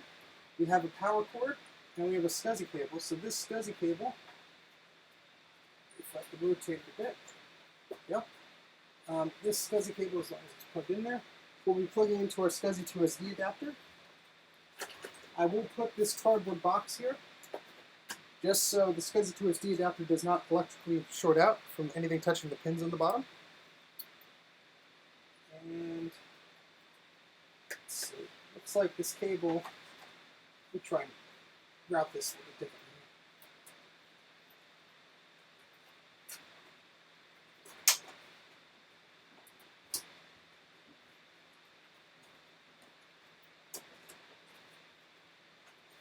That's good enough. So, that. And we're going to plug this into the power here.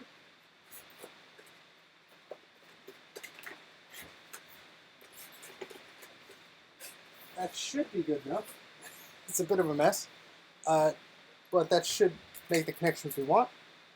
And I don't really have enough room for that monitor, but I guess I'm going to have to move the Mac clone out of the way. So I need a bigger desk, but I'll probably just fill up with crap anyway, so it's probably a good idea. I don't have as much space as I'd want.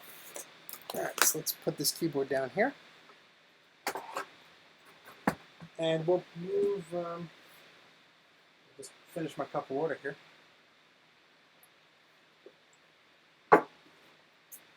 Let's move that Mac clone back onto a little side table here. That way we could get everything sort of situated here. Yes, yes, yes.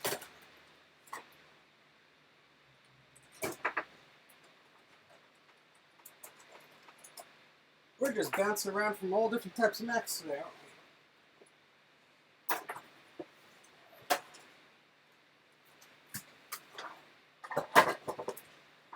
we? Okay. Jeez. Alright, so let's just keyboard and mouse back over in case we're going to use that.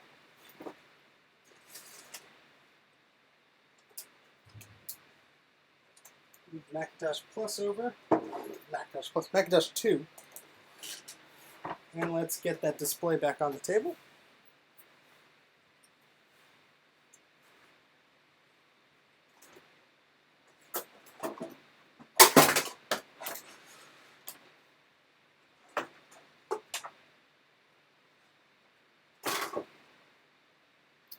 You know what? This power cord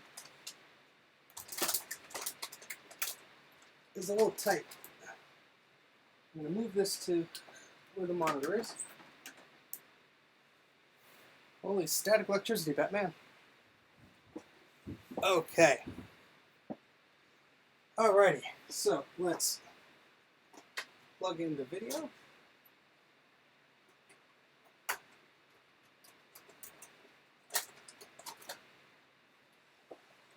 We can now move things over a little bit here. And I have another cord to plug the Mac 2 into. So let's get everything in frame here. Alright, so I'm actually going to plug in Macintosh 2. So for a recap, we're just trying to see if this will even see the SCSI to SD adapter. I'm not going to put the floppy drive in, the floppy disk in rather. Monitor is on. SCSI to SD adapter is plugged in. The SD card is plugged in correctly. This capacitor is wobbling around a bit on here. Huh. I could always touch that up. Yeah, let's turn it on. Let's see if the light on the SCSI to SD adapter is blinking. I hope it is.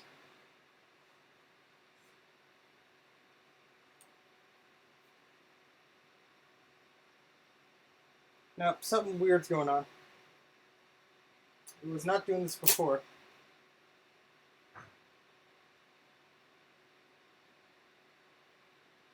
Alright, let's turn it off. Let's make sure that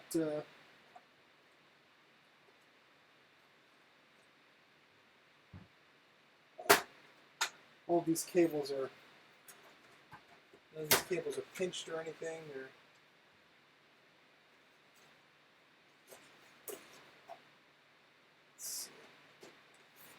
You know, I'm going to unplug the floppy drives here.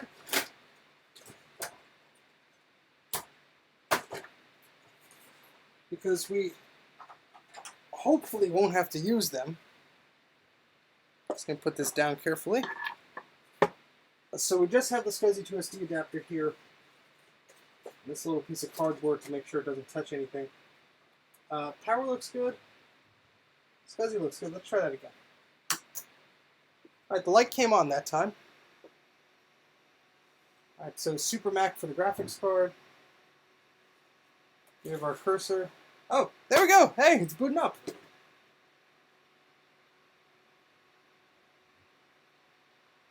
Maybe just the SCSI cable was loose or something. Let's get this camera closer.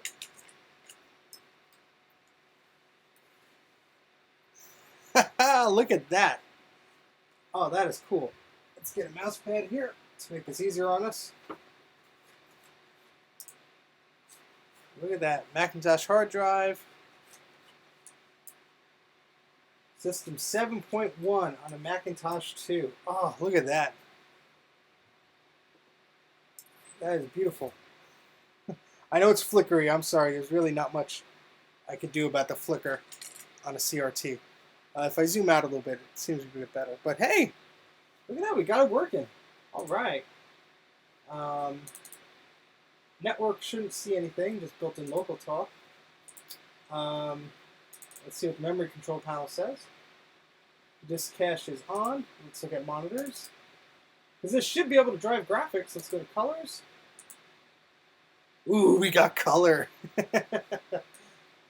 We got colorful colors here. Oh, with just 2 megs of memory though. That's the only thing I want to give this some more memory here. Just looks like we only have 681 kilobytes free. That's probably because I don't know if that's because we're using colors or not. I think the graphics card should be using the memory for the colors, not necessarily the system itself. But let's see. No, yeah, still the same amount of free memory after using color or black and white. So I don't think that makes much of a difference. Jeez, I'm surprised it works though. Wow, this is pretty cool. Let me get you guys closer. You can see some of the colors here. I know it's spazzing out with the monitor, but I don't think there's actually any settings I could do to change that.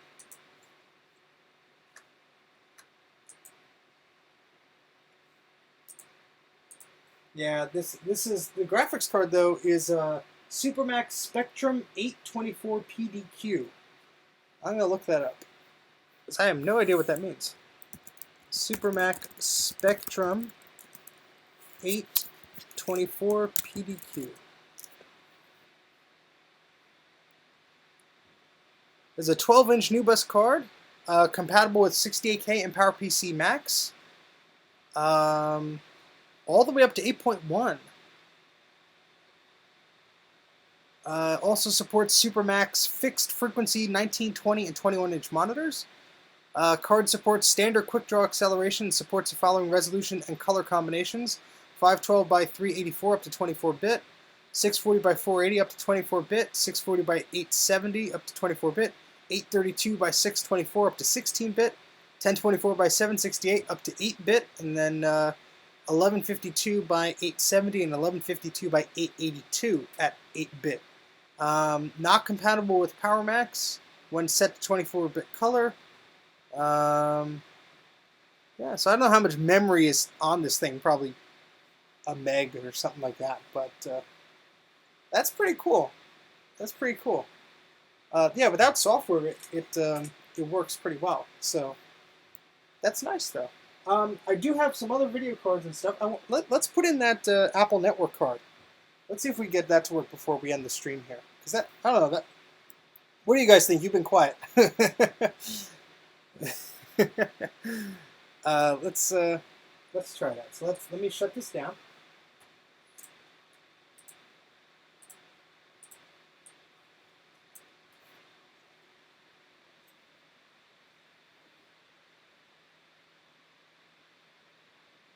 Yeah, the VRAM upgrade.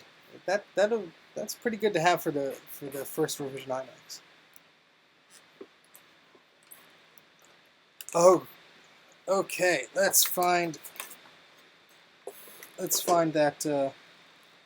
just had that Ethernet cord. Where did I put it?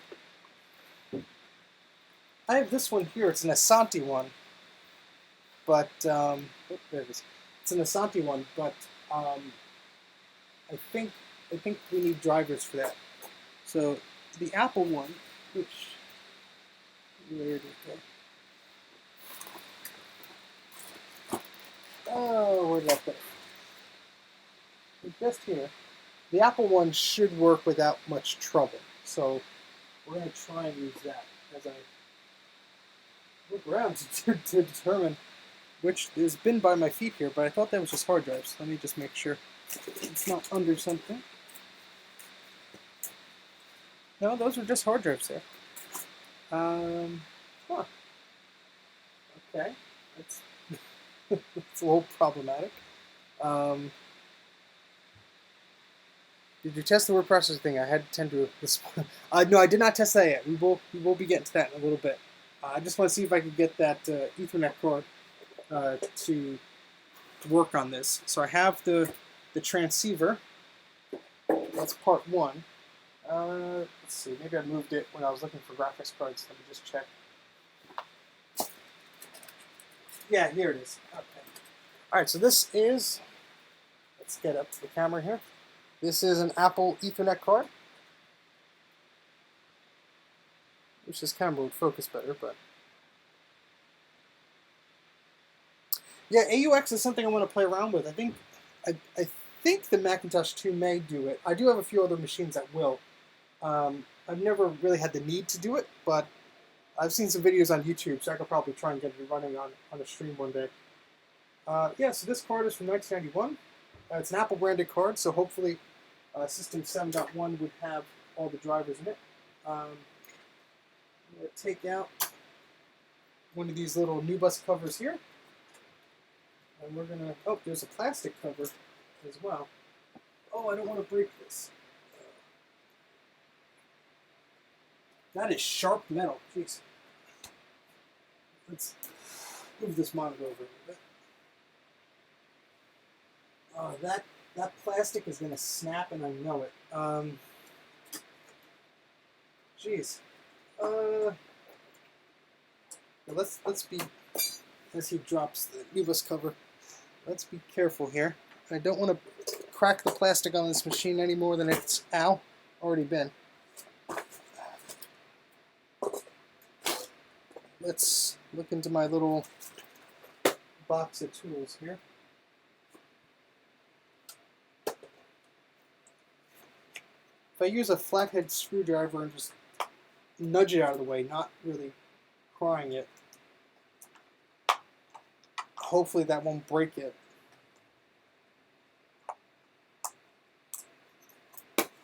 Because this plastic is 30-something years old.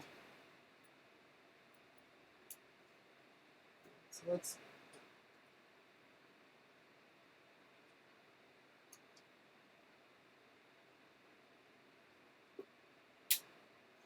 Come on.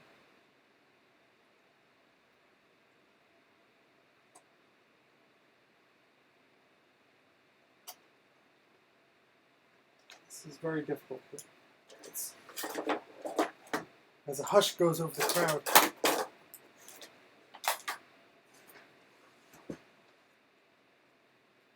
So what I'm trying to do is these new bus slots have these covers. I'm just trying to carefully push one out without breaking little plastic tabs here.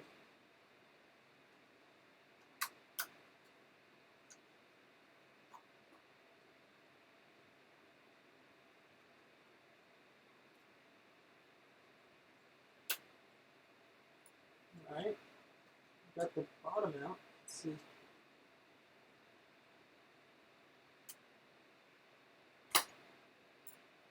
Did that do it?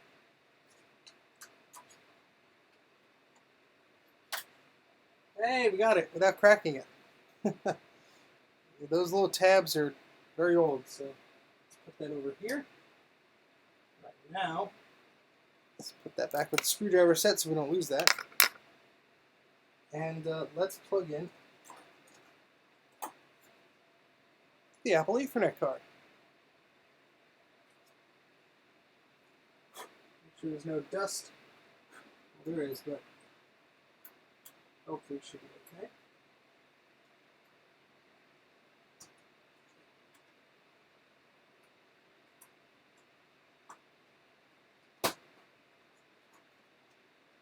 Alright, so that looks like it's in there pretty good. We have our Ethernet transceivers. This end with a small connector plugs into the Ethernet card, and then this will plug into Ethernet. Welcome back, dude. So, plug that in. I never got this card to work successfully on my other Macs. And it looks like the part of the connector that's supposed to hold on the transceiver is broken off of this card. But we shouldn't have to move it around much, so it should be okay. The Ethernet cord I'm using, I'm actually plugged into this MacBook that's streaming me, so I'm going to have to grab one from this Mac Pro here.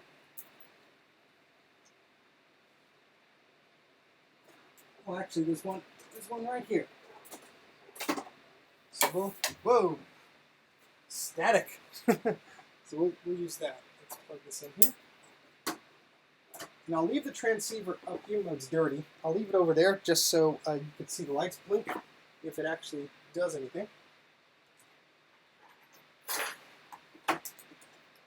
Alright, so let's try this again. So let's turn on this Mac.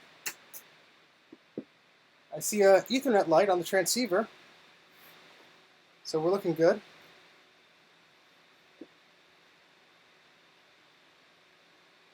Open Macintosh. Booting off our SCSI to SD adapter.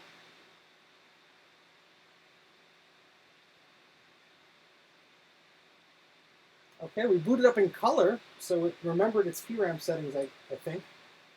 Let's go to control panels. Let's go to network. It sees EtherTalk. So let's select EtherTalk. Changing your AppleTalk connection will interrupt current networking. Yeah, sure.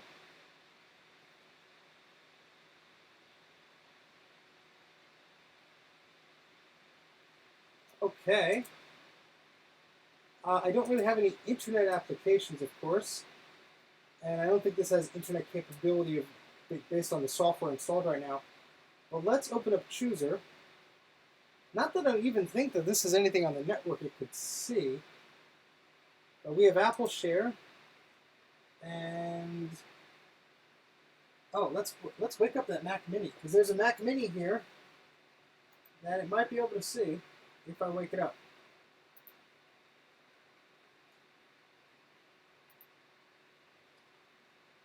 So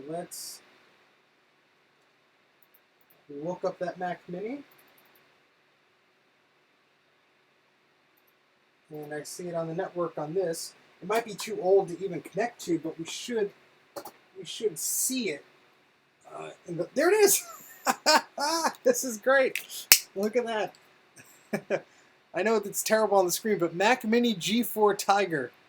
This Macintosh 2 can see the Mac Mini running Mac OS X Tiger over Ethernet. So the Ethernet card works, the transceiver works. Oh, this is sweet. I don't think we could actually connect to it. I'll try. But usually these systems don't like, they'll throw a weird error about passwords. Yeah, I use an incompatible version of the Apple File Protocol. Please contact your server's administrator. Okay, well, it sees it at least. So if I had another machine on the network, I could connect to it, which is great because this is what I want to demo. I have an Apple Talk video coming up, and this is exactly what I want to do. I want to connect old machines together. But oh, this is awesome. This is awesome. So maybe we'll end it on a high note there because I've been streaming for over 2 hours now, and I don't know what else to show you, but this is, yeah, as Jay said, it's pretty dope that that it actually works. That's pretty cool. I need to get more memory for this machine because I have 8 pieces of memory that are in there now, so they must each be only 256 kilobyte sticks, which are annoying. Yeah, some Dysfunctional Wombat in the chat says Mac Minis are great for file sharing. They are. That's why I have a stack of minis right here. I have 3 Mac Minis. One's a G4 running Tiger, one's a G4 running Leopard, and one's an Intel 2010 one running Mavericks. So between those machines, I could pretty much do what I want as far as running Classic or sharing files and stuff, at least from System 7.5 and up. I'm very satisfied with this. As I was just saying, I need more memory for the system. I have some similar Macs, like the Macintosh 2 CX and the 2 CI and the 2 SI. Some of those need to be recapped. That's why I started to label the memory here, but the memory I think has to be installed in either pairs of 2 or 4. So getting identical DIMMs and everything, they're never labeled, is kind of problematic. So yeah, but I want to get more memory for these systems, and try and get at least 4 or 6 megabytes. I think would be good because right now I'm not doing anything. I'm not running any applications, and we only have about 650 kilobytes of memory free. I don't think this system has the hardware necessary to run things like RAM doubler. Let's see. Yeah, I don't think the system doesn't have it built in. There's usually a chip or the type of processor you need to actually enable that functionality. So I don't think that's going to be a possible solution here. But yeah, I mean, I'm happy the Ethernet card worked. No drivers necessary. That Asante card I have here. This probably needs some drivers. I did download some from a friend. So I could test this on another system, but we have 4 open NuBus slots here, so I could plug in some more monitors. Trying to think of what I have besides monitors that I could plug into this thing. As far as the PCI card slot, the PCI NuBus card slots, I have networking and I have video. I don't think I have really anything else that would be fun to do in that. But just catching up on the chat here.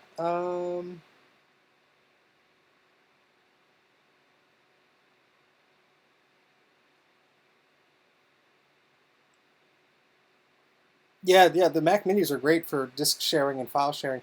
Yeah, I would need a different processor, a 68030, I think, with the memory management chip, because the Macintosh 2 here, the processor is, I think, the 68020, so it's before that. Yeah, 68020 at what's the speeder? 16 megahertz.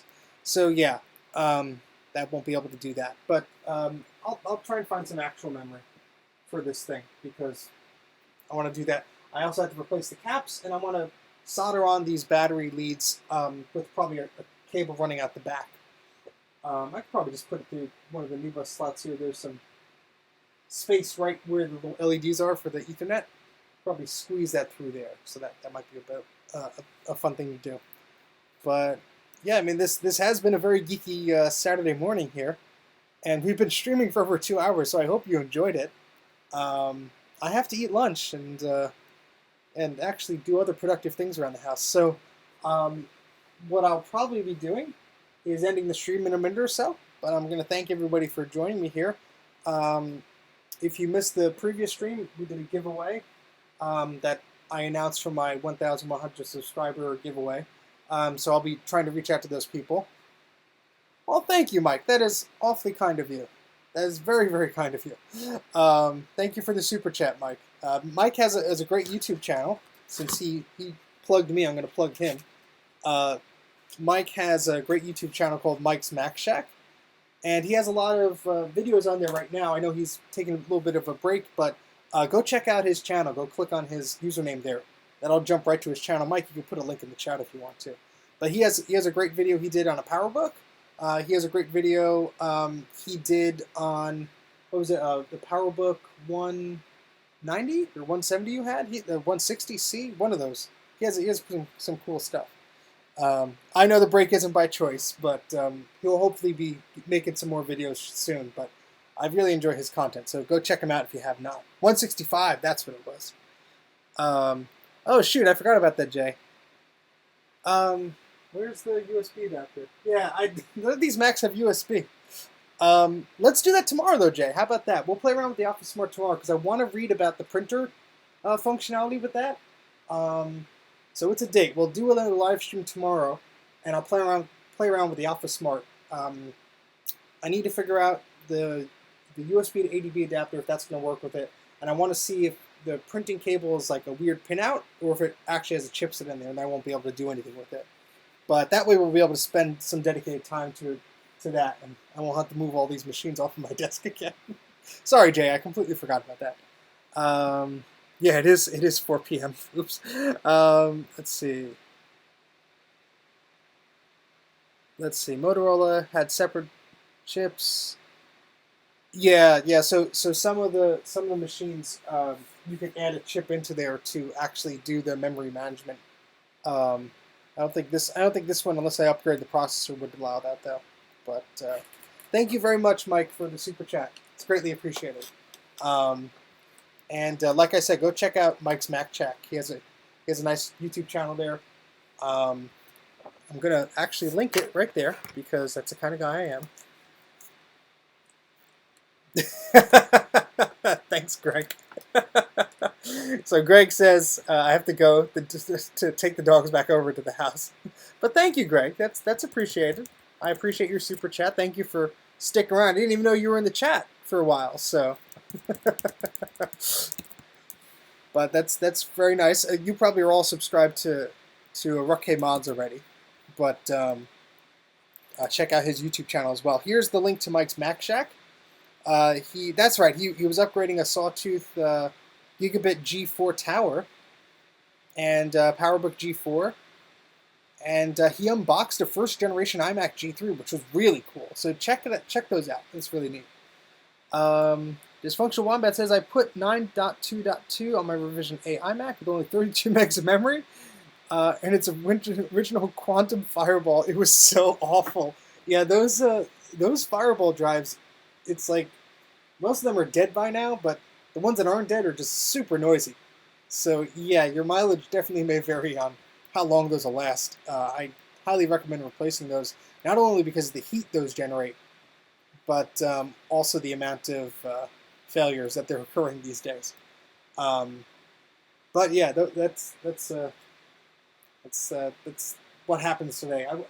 I've seen some of those IDE to compact flash and IDE to SD adapters. That probably run a lot cooler. I'll have to play around with those. But for now, I'm going to shut this Mac down. So it's going to be, oops, not restart, whatever. Fail. And I'll probably see you guys sometime tomorrow. So if you want to join the stream tomorrow, I'll send out a little tweet, put a notification on YouTube when I do that. But we'll play around with some of that stuff.